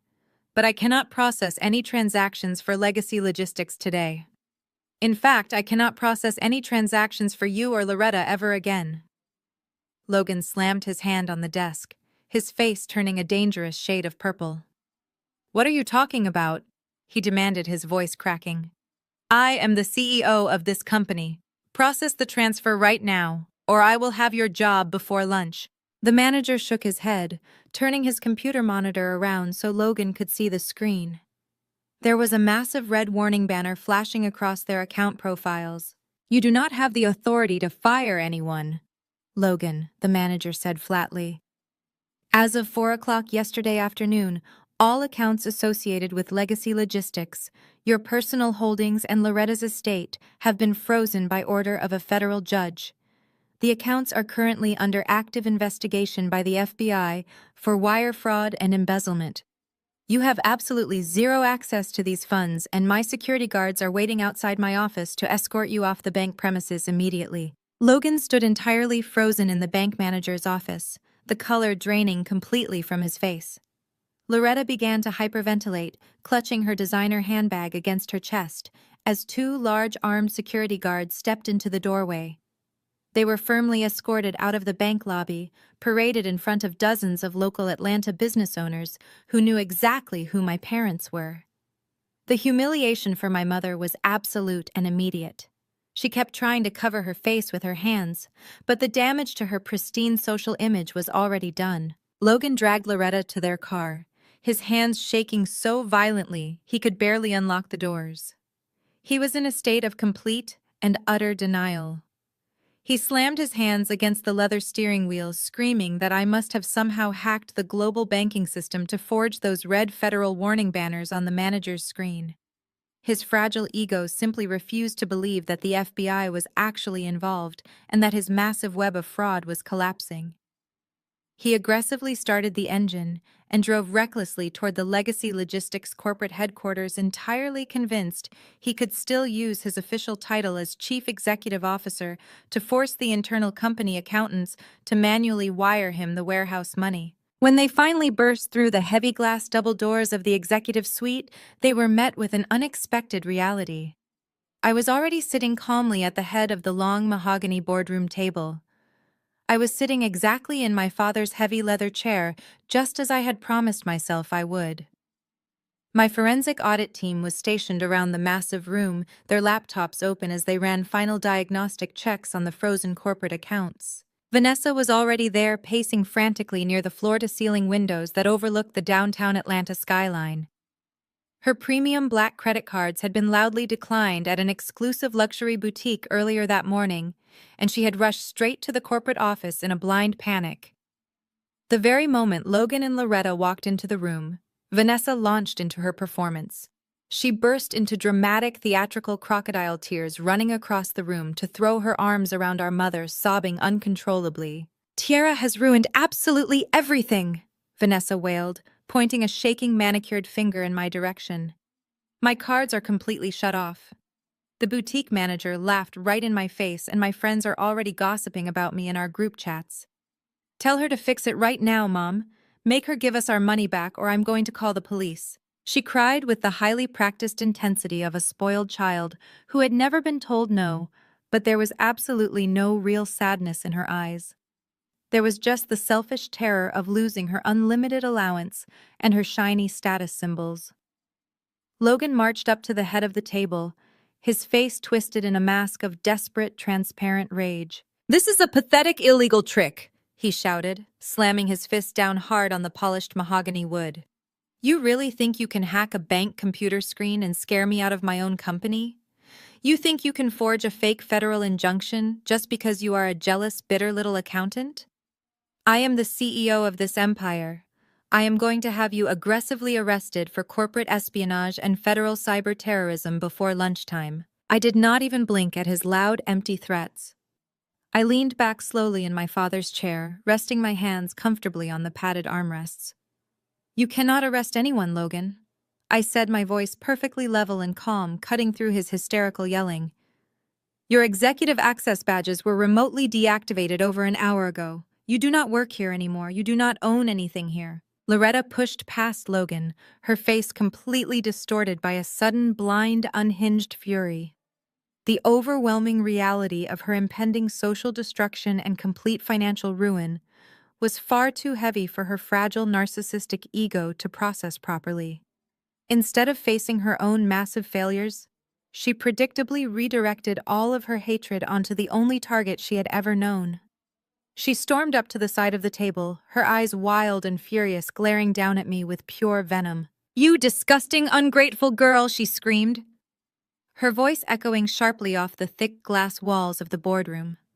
"You have spent your entire pathetic life being deeply jealous of your beautiful sister and her successful husband. You could never attract a respectable white man like him to elevate your status, so you forged these horrific lies to destroy their happiness. You forged these bank records because you are a bitter, dark, lonely, and evil woman who wants everyone else to suffer just like you do.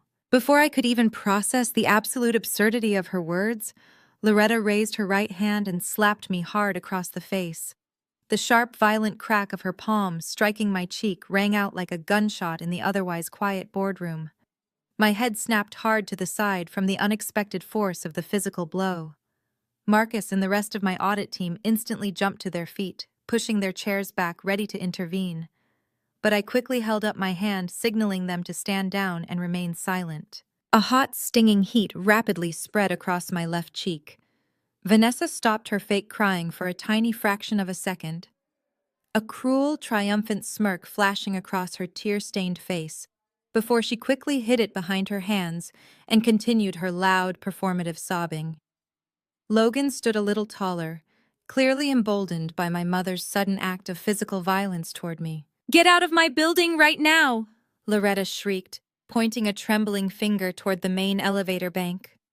"You are no longer family. You are a jealous monster. Get out of my company. Take your fake little team with you, and never show your miserable face in this city ever again." I slowly turned my head back to look directly at her. The entire room was dead silent, save for the heavy breathing of my mother. The physical stinging in my cheek was absolutely nothing compared to the cold, dark, absolute certainty that was currently radiating through my veins. 12 years of seeking her approval. 12 years of hoping she would finally see my worth entirely evaporated in that single violent second. I reached up and calmly wiped my face, smoothing a stray lock of dark hair back into its perfect place. I stood up slowly from the executive chair, towering over her in my sharp black suit. "From this second on, Mother, there is no turning back for you," I said, my voice dropping to a chilling, dangerous whisper that carried flawlessly across the entire room. "I gave you 12 long years to show a single ounce of remorse or growth. I gave you an opportunity to walk away from this mess with a tiny shred of your dignity intact, but you chose to physically strike me instead to protect a man who robbed you blind." I stepped closer to her, forcing her to look directly into my cold, unyielding eyes. The blind, self-righteous rage in her expression finally began to falter, replaced by a sudden creeping icy dread. "This is not your building," I continued smoothly, my voice steady as stone. "This is not your company. You are currently trespassing on a federally protected corporate crime scene. And the men waiting for you down in the main lobby are not regular corporate security guards. They are federal agents." Loretta's hand slowly dropped to her side, her eyes darting toward the heavy glass doors of the boardroom. "Federal agents?" She repeated, her voice sounding hollow and completely empty, as the reality of my words began to sink in. Logan staggered backward, his knees hitting the edge of one of the expensive leather chairs. "You called the FBI on your own family," he gasped, his face slick with a cold, terrified sweat. "You are insane, Tiara. You cannot just make accusations like this without hard proof." "I did not call them today." "Logan," I replied calmly, leaning forward and resting my forearms on the mahogany table. "The Federal Bureau of Investigation has been reviewing your files since the early hours of this morning. My Chicago strike team compiled the entire criminal dossier late last night." Marcus dimmed the lights and put the decryption findings on the main projector. Marcus tapped a few keys on his laptop, and the motorized blinds on the floor-to-ceiling windows smoothly descended, plunging the boardroom into a tense dimness. The massive screen mounted on the far wall hummed to life, casting a harsh blue glow over Logan's pale face. "I want you both to see exactly what we uncovered on Sunday night while you were drinking champagne and celebrating your fake empire," I said, my voice ringing with absolute authority. "When I walked out of your disastrous party yesterday, I went straight back to my hotel suite. My team of elite forensic auditors was waiting for me. My father did not just leave me a warning in his will.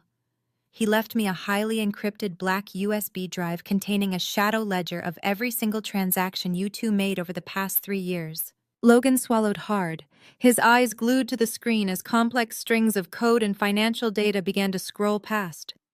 It took my team 6 hours of continuous brute force decryption to break through the security protocols my father established. I continued. We sat around a hotel dining table surrounded by cold coffee and hundreds of printed documents tearing apart the fake financial structures you thought were so clever. And when the firewalls finally dropped, what we found inside was not just standard corporate greed, it was a horrifying, calculated betrayal. Marcus switched the display to a series of highly detailed banking spreadsheets. Large blocks of text were highlighted in bright neon red, tracing a massive flow of capital from one specific internal account to a network of offshore trusts. "Look at the screen, Mother," I commanded, pointing a firm finger at the projected data. "Look at what your signature authorized. Those are not surplus corporate profits. Those are the protected pension accounts of over 400 loyal black truck drivers." Loretta let out a small, choked gasp, taking a step back from the table. She shook her head back and forth as if denying the visual evidence could somehow make it disappear. "These are men who have been driving for Legacy Logistics since before I was even born," I said, my voice laced with absolute unyielding disgust. "These are men who broke their backs hauling heavy freight across the country in the dead of night to put food on your table and pay for the roof over your head. They trusted my father with their futures. They trusted this company to take care of them in their old age, and you stole from them." Logan tried to speak, his voice cracking pathetically. "It was just a temporary reallocation of funds," he stammered, wiping his forehead with his sleeve. "I was going to put the money back after the warehouse sale cleared. It was a corporate loan. You do not borrow money from a restricted employee retirement fund, Logan," I snapped, cutting him off entirely. "You colluded with my mother to siphon those accounts dry. You set up the offshore shell companies, but you could not access the restricted funds without a secondary executive signature. The bank protocols my father set up required dual authorization. You needed an accomplice on the inside." I turned my cold gaze back to Loretta, who was now trembling violently, holding her designer bag like a shield. "You provided that signature, Mother," I said. "You colluded with a failed white real estate developer to systemically drain the retirement accounts of hundreds of hardworking black men. Men who sit in your congregation. Men who call you Sister Loretta on Sunday mornings. You authorized the theft of their security just so you could pay Logan's bad debts and maintain your pathetic illusion of being a wealthy, high-society socialite." When my strike team finally matched the routing numbers last night, the room went completely dead silent. I continued, making sure she felt the full weight of her actions.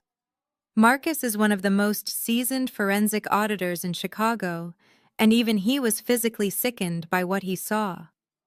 We watched the digital footprint of a massive fortune disappearing into the Cayman Islands, leaving those drivers facing retirement with absolutely $0 to their names.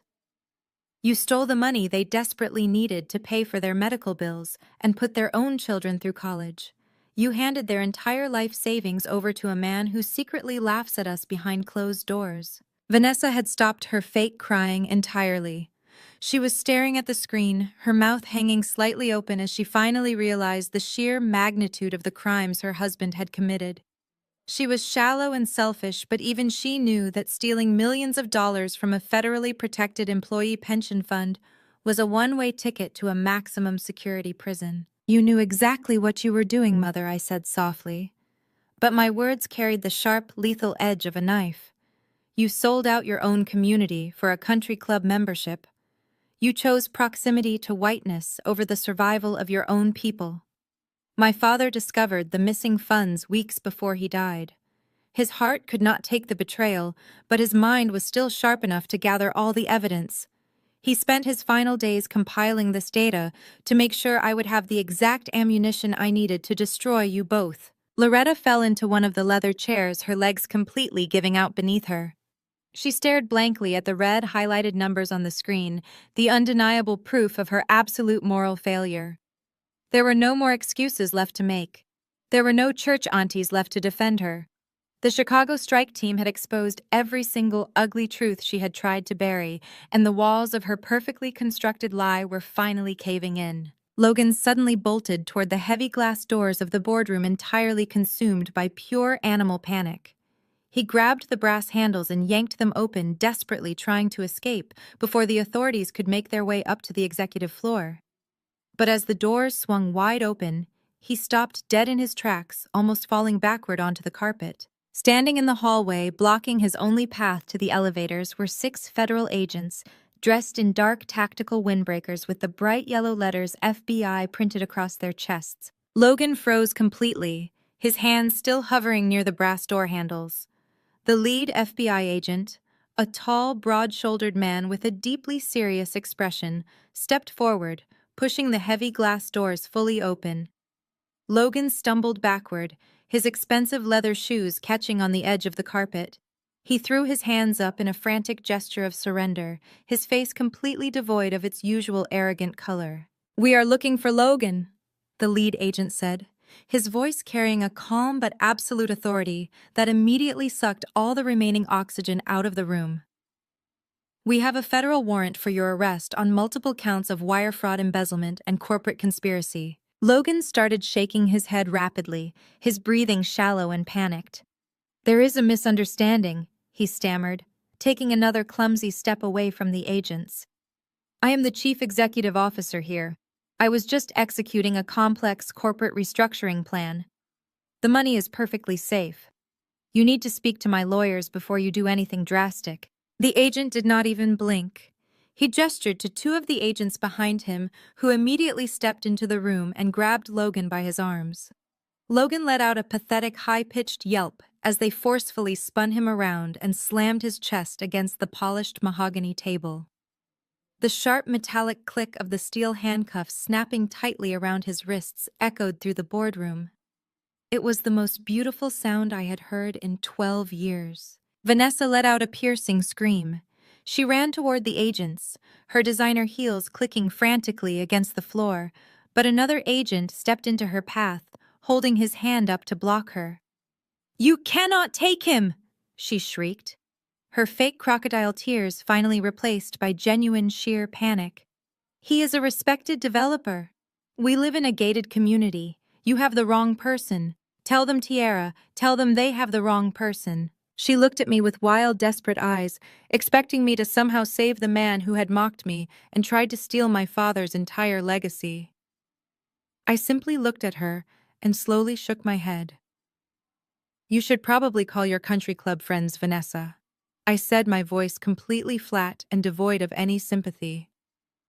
"Tell them you will not be making your tea time this week. Your husband is going to federal prison." Logan was physically dragged away from the table, his legs weak and uncooperative. He looked back at Loretta, his face slick with sweat. "Loretta, tell them," he begged, his voice cracking into a humiliating sob. "Tell them you signed the authorization forms.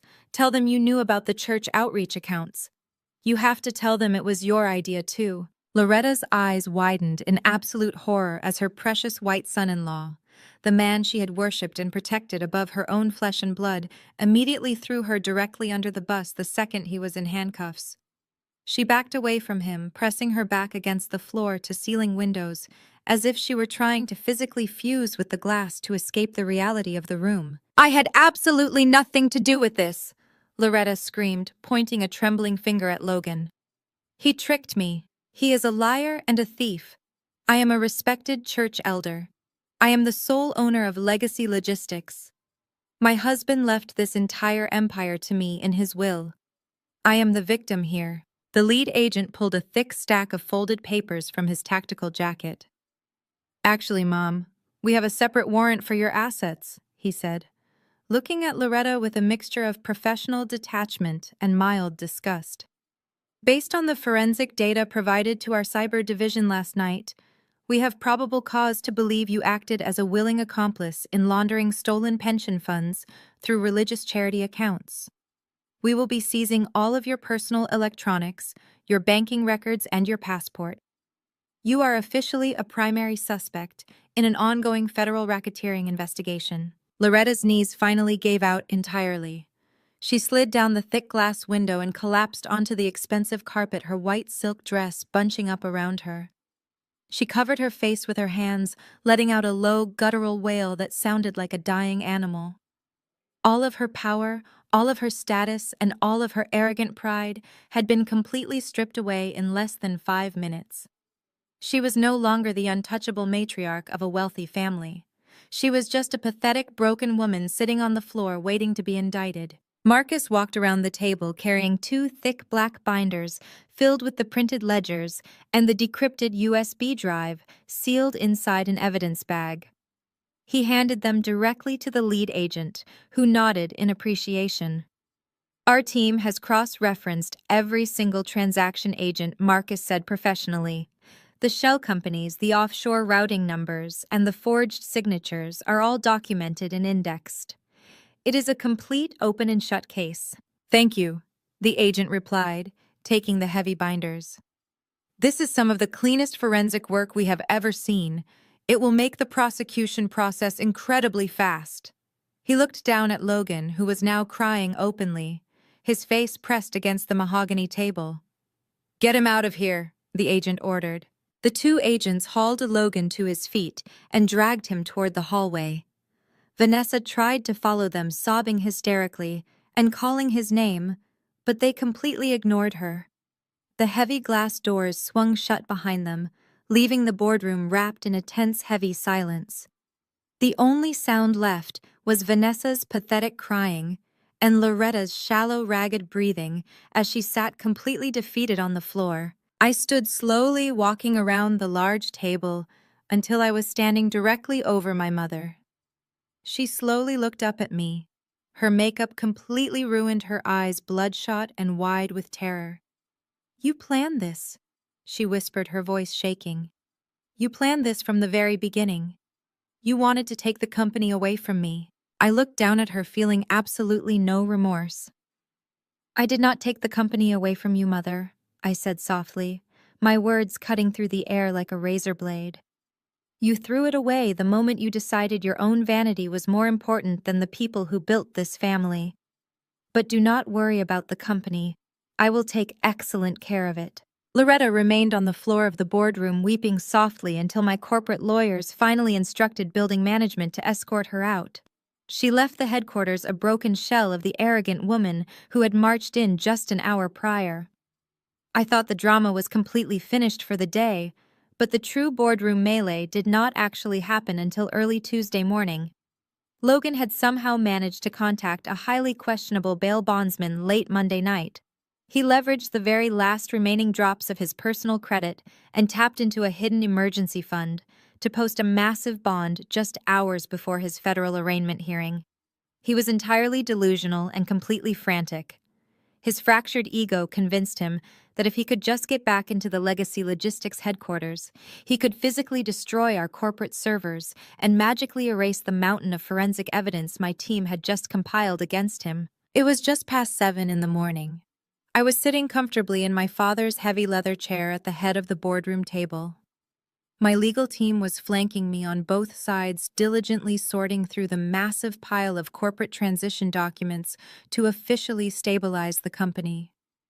The sun was just starting to rise over the downtown Atlanta skyline, casting a bright, warm light through the floor-to-ceiling windows. The air in the room was calm and productive. Suddenly, the heavy glass doors of the executive boardroom violently flew open, crashing loudly against the mahogany-paneled walls. Logan rushed into the room looking like an absolute madman. His expensive designer suit was deeply wrinkled and stained with sweat from spending the terrifying night in a federal holding cell. His hair was wildly disheveled, sticking up in greasy clumps, and his eyes were bloodshot and darting frantically around the room.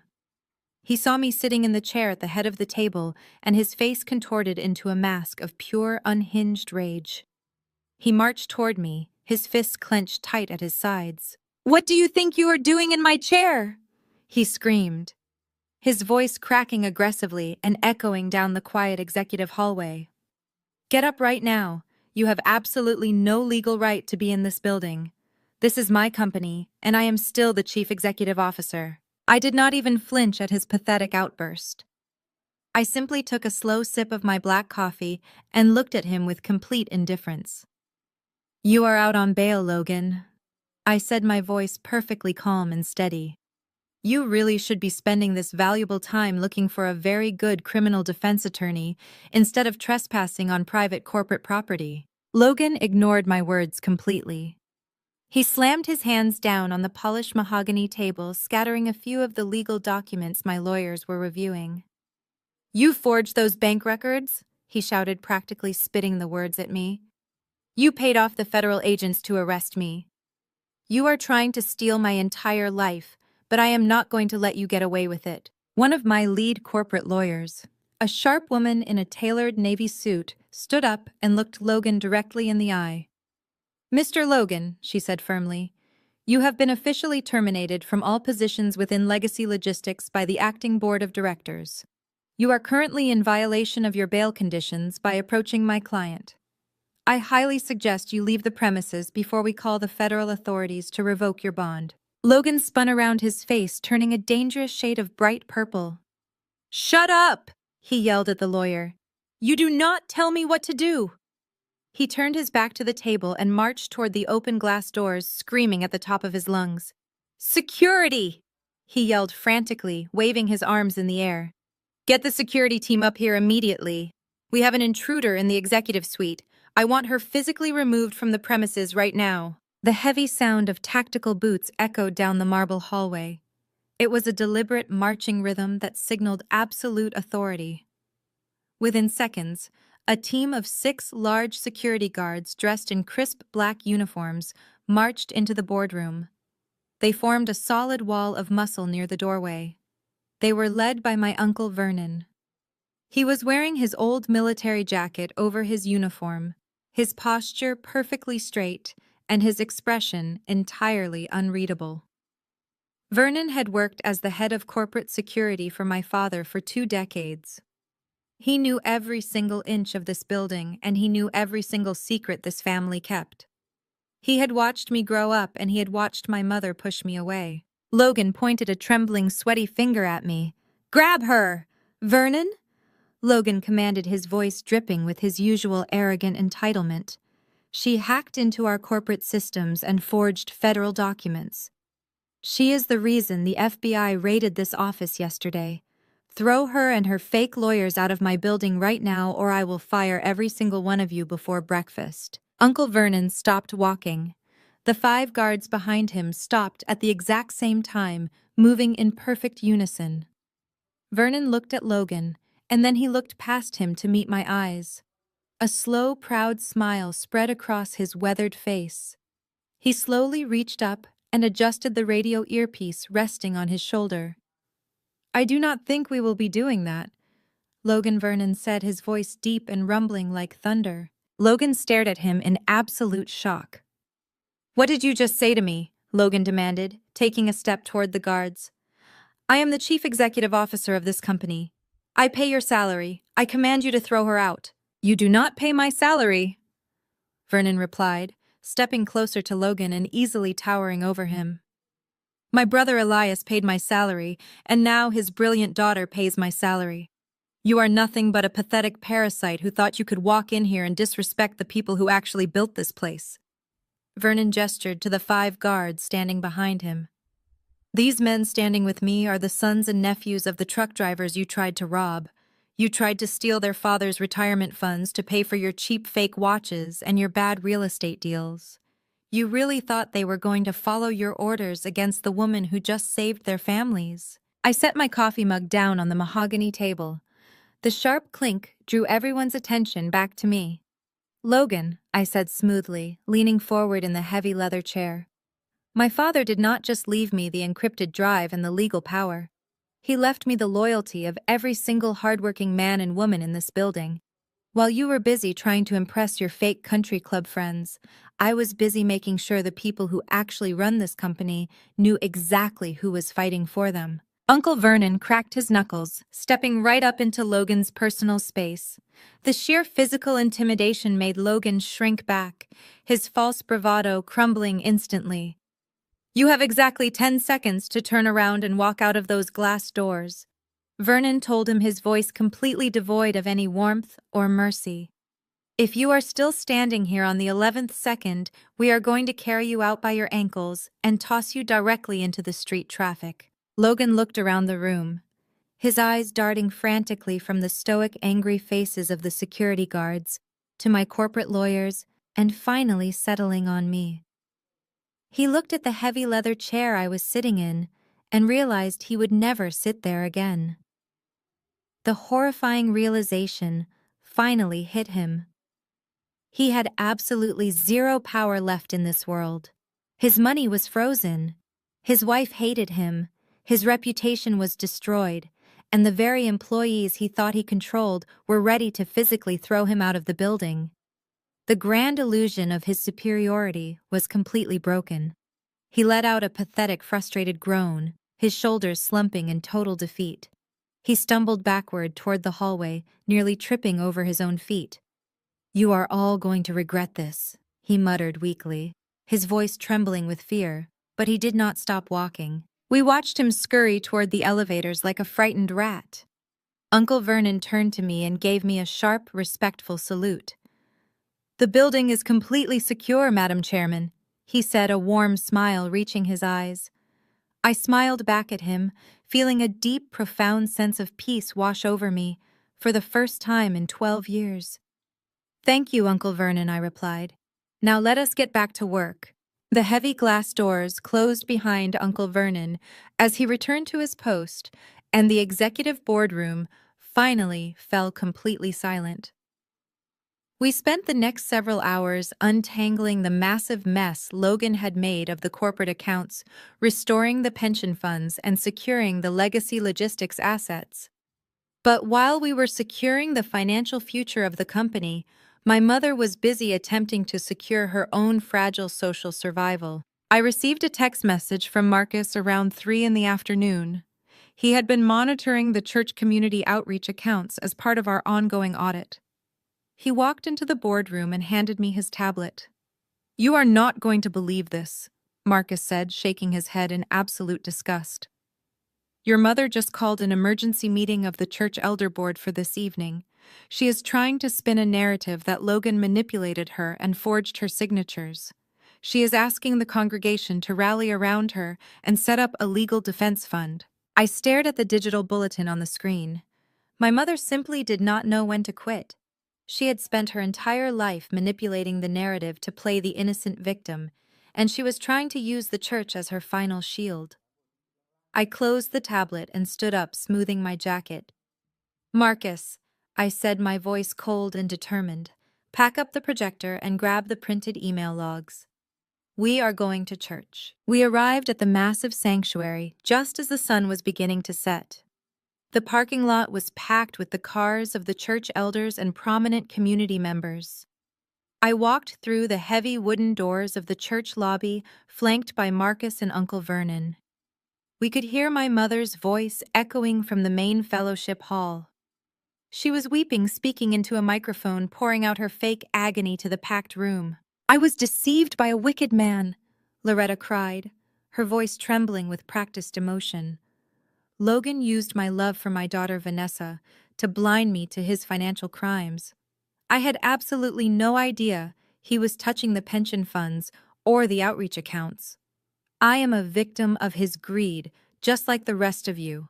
I need my church family to stand by me in this dark hour." The congregation was murmuring in sympathetic agreement.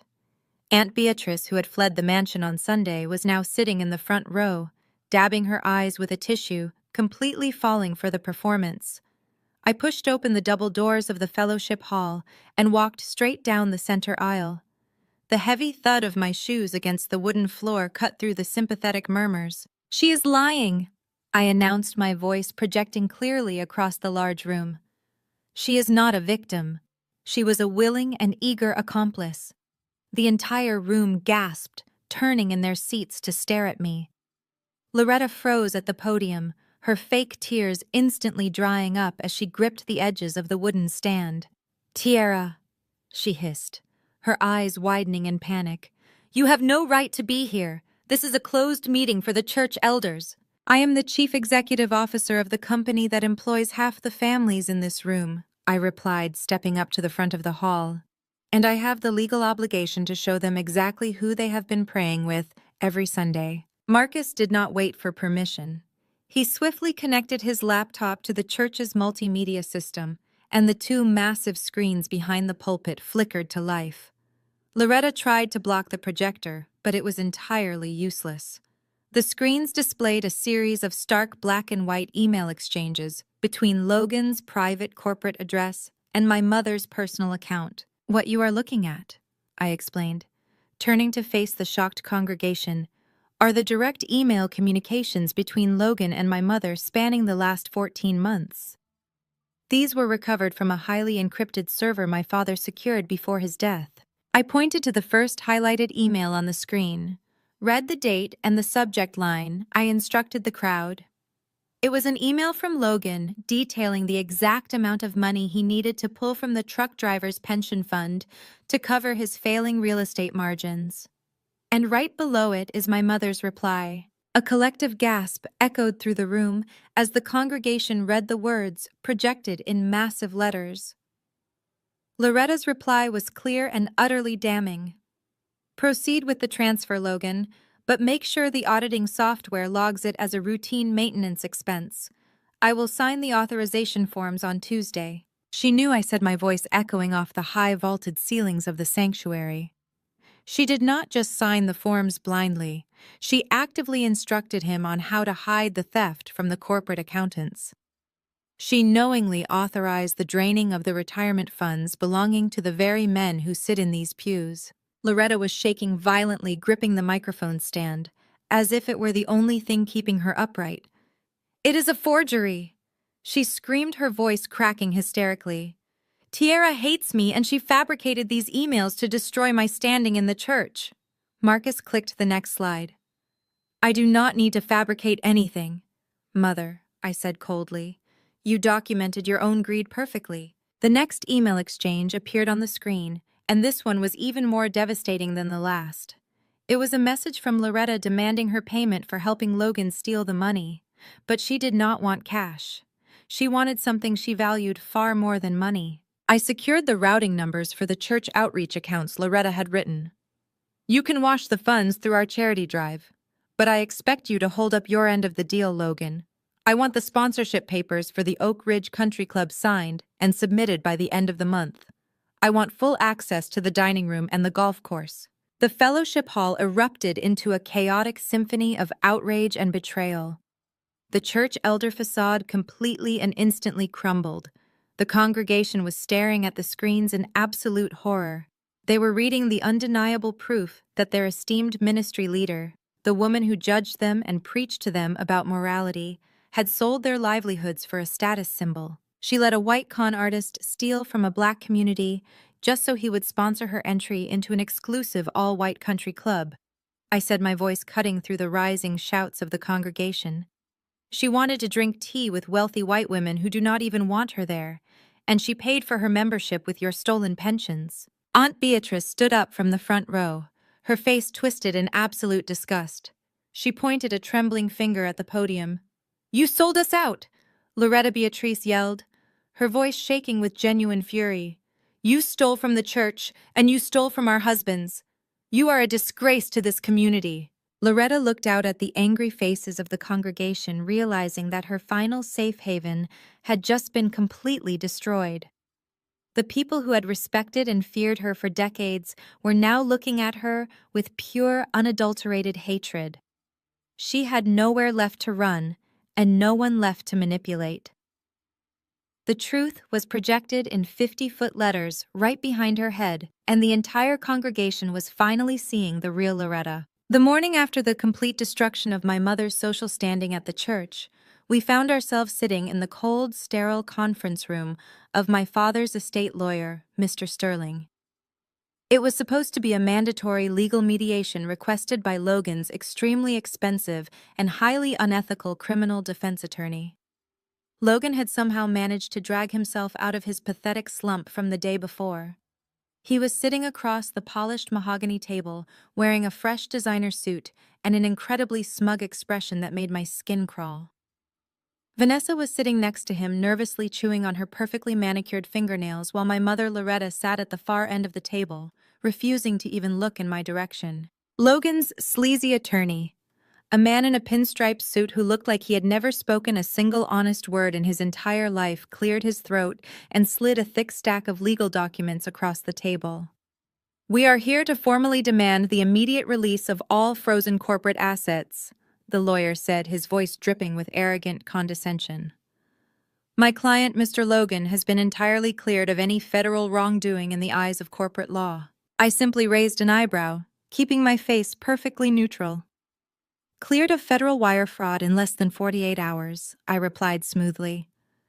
"That is a very fascinating legal theory." Logan leaned forward, resting his elbows on the table and lacing his fingers together. He looked like a man who firmly believed he had just outsmarted the entire world.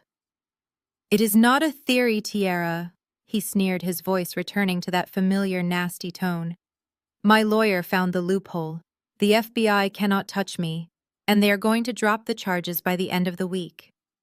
You see, in order for it to be federal embezzlement, the funds have to be stolen without executive authorization.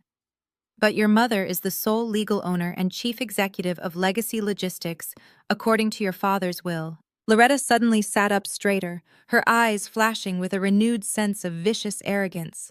She had spent the entire night crying in her empty mansion, but now she thought she had a weapon again. "That is exactly right," Loretta snapped, slamming her hand down hard on the conference table. "I signed every single authorization form Logan put in front of me. I legally approved the transfer of the pension funds into the church outreach accounts, and I legally approved the payments to Logan's development firms. The federal government cannot intervene in what is essentially a private family dispute over internal corporate restructuring. I am the owner, and I can do whatever I want with the company money." Logan smirked, leaning back in his chair and crossing his arms over his chest. "The FBI agents who arrested me are going to look like complete idiots," he bragged. "Since Loretta authorized the transfers, it is not theft. It is just bad business management at worst. The federal injunction will be lifted by tomorrow morning, and the sale of the downtown warehouse to Apex Holdings will proceed exactly as planned. You thought you had me trapped, Tiara, but you are just a stupid little accountant who does not understand how real corporate law works." I looked at Marcus, who was sitting quietly to my right. He did not even try to hide the small, amused smile spreading across his face. They were so entirely delusional. They had constructed this massive, complex legal defense based entirely on a foundation made of sand. "You have absolutely no legal standing here," Tiara Loretta screamed, her voice echoing shrilly off the glass walls of the conference room. She pointed a trembling, manicured finger at my face. "The will gave me everything. Every single truck, every single warehouse, and every single bank account belongs to me. You have no right to stop the sale, and you have no right to freeze my money. I want you out of this office, and I want your fake audit team out of my building before I sue you for everything you are worth." She was breathing heavily, her chest heaving as she glared at me with pure, unadulterated hatred. She truly believed she had won. She thought the piece of paper she held in her hand made her a queen who was completely immune to the consequences of her own devastating greed. Logan let out a loud, mocking laugh, completely convinced that he was about to walk away from a massive federal crime without spending a single day in prison. I let their laughter and their screaming completely fade into the quiet hum of the air conditioning. I did not flinch, and I did not argue. I slowly reached down into my heavy leather briefcase and pulled out the original brown envelope that Mr. Sterling had given me on the day of the will reading. The wax seal was already broken, but the thick ivory paper inside had not yet seen the light of day. "You are absolutely right, Mother," I said, my voice dropping to a dangerously quiet whisper that instantly silenced the room. "The will did name you as the sole beneficiary of Legacy Logistics. It named you as the chief executive, and it gave you complete operational control over the corporate accounts." Loretta lifted her chin proudly, a triumphant sneer twisting her features. I told you, she muttered, crossing her arms. But there is one massive detail that you and your brilliant defense attorney completely failed to investigate. I continued, slowly sliding the final piece of heavy legal paper out of the envelope. I placed it face up on the mahogany table right in the center where everyone could see the official state seals and my father's sharp, unmistakable signature. 12 years ago, on the exact same day that you kicked me out of the house for refusing to be Vanessa's personal bank account. My father realized exactly how dangerous your greed had become. I explained, my voice ringing with absolute cold authority. He knew that if he died, you would immediately try to liquidate his life work to buy your way into high society. He knew you would let a parasite like Logan drain the company dry. So he executed a massive shadow corporate restructuring. Logan's smug smile began to slip slightly, his eyes darting down to the document on the table. What is she talking about? He demanded, looking at his lawyer. 12 years ago, my father established an irrevocable blind trust called the True North Legacy Trust. I said, locking my eyes directly on my mother, and he named me as the sole legal beneficiary and the sole executor of that trust.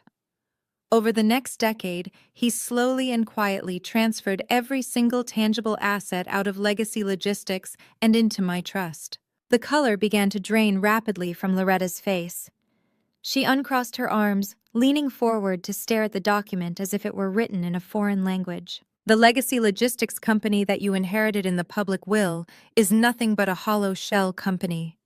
I revealed the ultimate truth, finally crashing down on them with the weight of a freight train. It is an empty corporate entity that leases its name, its trucks, and its warehouses from my trust. Every single patent, every route license, and every piece of commercial real estate, including the downtown warehouse you tried to sell, belongs exclusively to me. Logan jumped out of his chair, his face turning stark white. No, he gasped, shaking his head frantically. No, that is impossible. The deed to the warehouse was in the company name. It was in the name of the True North Trust, doing business as Legacy Logistics. Mr. Sterling, the estate lawyer, finally spoke up, adjusting his glasses and looking at Logan with deep professional disgust. Elias was a brilliant man. He created a licensing agreement between the trust and the shell company. Loretta inherited the operating liabilities and the empty corporate title.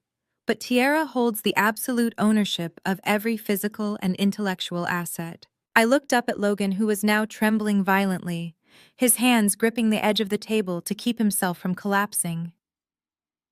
Do you understand what this means, Logan? I asked coldly. It means your brilliant legal loophole is completely worthless. His lawyer slammed his pen down on the table, staring at the trust document in absolute horror. He stole from a third-party entity. The lawyer whispered, his voice hollow. Exactly, I said, leaning back in my chair. Loretta had absolutely no legal authority to authorize the transfer of those pension funds because those funds were strictly protected under the umbrella of my trust. By draining those accounts, Logan, you did not just mismanage internal family money. You committed grand larceny, federal wire fraud, and corporate embezzlement against a completely separate legal entity that I control. The FBI is not going to drop the charges, Logan. They are going to bury you under the federal penitentiary. Vanessa let out a piercing, horrified scream, covering her face with her hands as she realized her husband was going to spend the next 20 years in a concrete cell. Logan backed away from the table, his breathing ragged and shallow, completely paralyzed by the sheer magnitude of his absolute defeat. And as for you, Mother, I said, turning my cold gaze back to Loretta, who was now completely frozen in her chair. You inherited a shell company that is currently drowning in the millions of dollars of debt that Logan accumulated. You have zero assets, zero property, and zero income. You sold your soul and betrayed your entire community for a kingdom that never even existed. Loretta opened her mouth to speak, but absolutely no sound came out. She stared at the ivory paper on the table, the undeniable proof that the husband she thought she had fooled had actually spent 12 years building an impenetrable fortress for the daughter she had thrown away. The villainous, arrogant facade completely shattered, leaving absolutely nothing behind but the devastating reality of her own making. The 12-year game of chess was officially over, and I had taken every single piece on the board. The deafening silence in Mr. Sterling's conference room was suddenly broken by the faint wail of sirens echoing from the busy Atlanta streets below. The sound grew louder and more piercing with every passing second, bouncing off the high-rise buildings until it seemed to surround the entire room. Logan froze completely, his smug smile vanishing as his eyes darted frantically toward the large glass windows. He knew exactly what that sound meant. His high-priced defense attorney stood up abruptly, his chair scraping violently against the hardwood floor. The lawyer aggressively snapped his luxury leather briefcase shut, not even bothering to organize his paperwork. He did not look at Logan. He simply turned to Mr. Sterling and stated for the official record that he was withdrawing as legal counsel, effective immediately due to gross misrepresentation of facts by his client. Logan reached out his hands trembling as he grabbed the sleeve of his lawyer's expensive pinstripe suit. "You cannot leave me," he begged, his voice cracking into a high-pitched whine.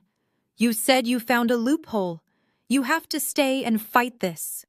The lawyer forcefully yanked his arm away, shooting Logan a look of pure professional disgust. "You lied to me about the fundamental ownership structure of the company."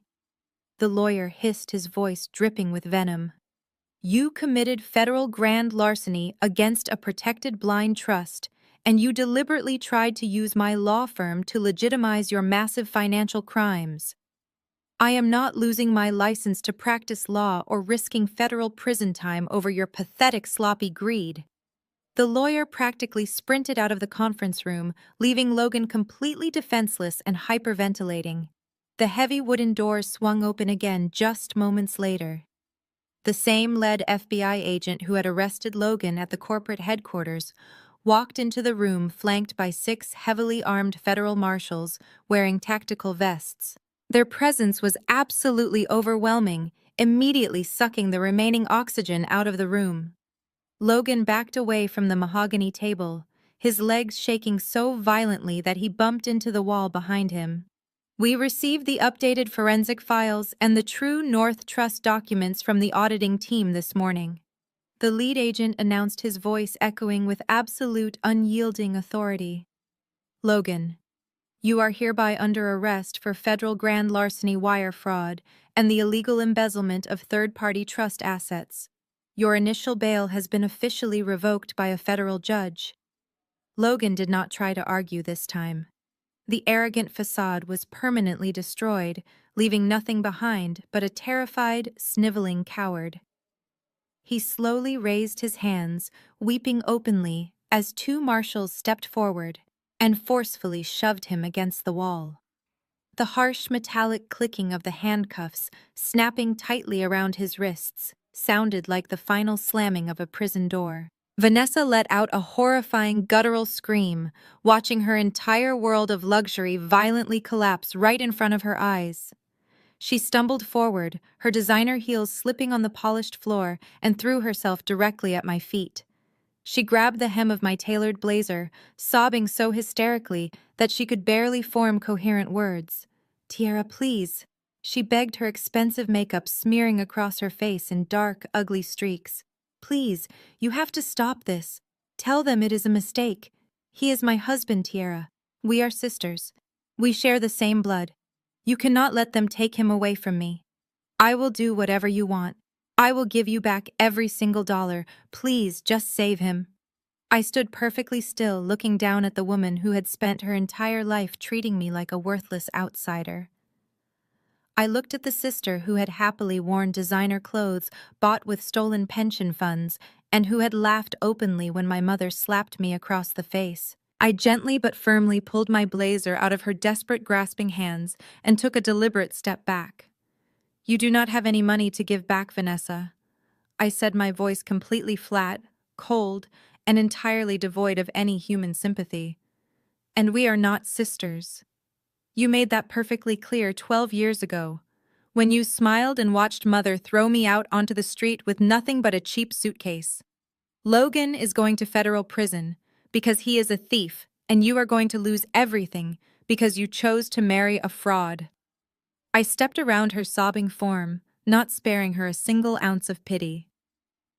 The marshals dragged Logan out of the conference room, his expensive shoes scraping across the floor as he wept like a child. Loretta remained completely frozen in her chair, unable to even process the reality that her golden child was sobbing on the floor, and her perfect white son-in-law was headed to a maximum security penitentiary. The 12-year game was officially over, and they had lost absolutely everything. I picked up my heavy leather briefcase, gave Mr. Sterling a polite professional nod of gratitude, and walked out of the conference room. I walked past Vanessa exactly like she was a stranger on the street, never looking back. The aftermath of that morning in the lawyer's office was swift, brutal, and absolutely merciless. Within 30 days, the massive colonial estate that my mother had prized above her own flesh and blood was seized by the bank in a highly public foreclosure. The local Atlanta news channels actually broadcasted the footage of moving trucks clearing out her expensive antique furniture, while her former country club friends watched from their driveways in mocking silence. Loretta was completely ostracized from the church she had tried to manipulate for so long. The congregation voted unanimously to strip her of her church elder title and permanently ban her from the premises. She now lives in a tiny, cramped one-bedroom apartment on the extreme outskirts of the city, drowning in the massive corporate debt that Logan left legally attached to her empty shell company. She spends her days calling relatives who refuse to answer the phone, completely isolated and destroyed by the toxic pride she simply refused to let go of. Logan did not fare any better in the criminal justice system. His high-priced defense attorney completely abandoned him, leaving him with an overworked public defender who immediately advised him to take a blind plea deal. The federal judge did not show him a single ounce of mercy during the sentencing hearing. Considering the sheer scale of the embezzlement and the sickening fact that he deliberately targeted the protected retirement funds of working-class black men, the judge handed down a maximum sentence of 20 years in a federal penitentiary without the possibility of early parole. Vanessa was forced to sell every single designer bag, piece of jewelry, and luxury car she owned just to pay off her own massive high-interest credit card debts. She now works a minimum-wage retail job in a dying suburban mall, forced to face the harsh reality of the real world she had once mocked me for living in. As for me, I returned to the Legacy Logistics headquarters, not as a temporary visitor, but as the absolute undisputed owner. Uncle Vernon was waiting for me in the lobby on my first official day, his security uniform crisp and a deeply proud smile radiating from his weathered face. Together, we walked into the executive boardroom and officially began the massive process of rebuilding my father's empire. My very first act as the chairman of the True North Legacy Trust was to fully restore the pension accounts of every single truck driver who had been robbed. We threw a massive celebration dinner for the employees and their families, entirely funded by the corporate profits we successfully recovered from the offshore accounts. Looking around that crowded banquet hall, seeing the pure joy and relief on the faces of the hardworking black men and women who truly built our family business, I knew that every single tear I had cried over the past 12 years was entirely worth it. My father had broken my heart to protect me, but he had also given me the ultimate tools to become a ruthless protector myself. My name is Tiara, and my story is a testament to the undeniable power of knowing your own worth. To all the black women watching this who have ever been called too dark, too independent, or too difficult by the very people who were supposed to love and protect you, please hear me clearly. Your worth is not defined by their broken perception of you. You do not need to shrink yourself to fit into their toxic narrative, and you absolutely do not need to fund their fragile egos with your hard-earned money. True power comes from financial independence, setting ironclad emotional boundaries, and the relentless pursuit of your own excellence. Build your own empire, secure your own future, and never apologize for outgrowing the tables where you were never truly respected. If you have ever had to walk away from a toxic family dynamic to save your own future and protect your peace, Let me know how you found your strength in the comments below. Please hit the like button and subscribe to the channel if this story resonated with you. Share this video with any woman who needs a vital reminder that she is the sole architect of her own destiny. Thank you so much for watching, and always remember that the absolute best revenge is always massive, undeniable success.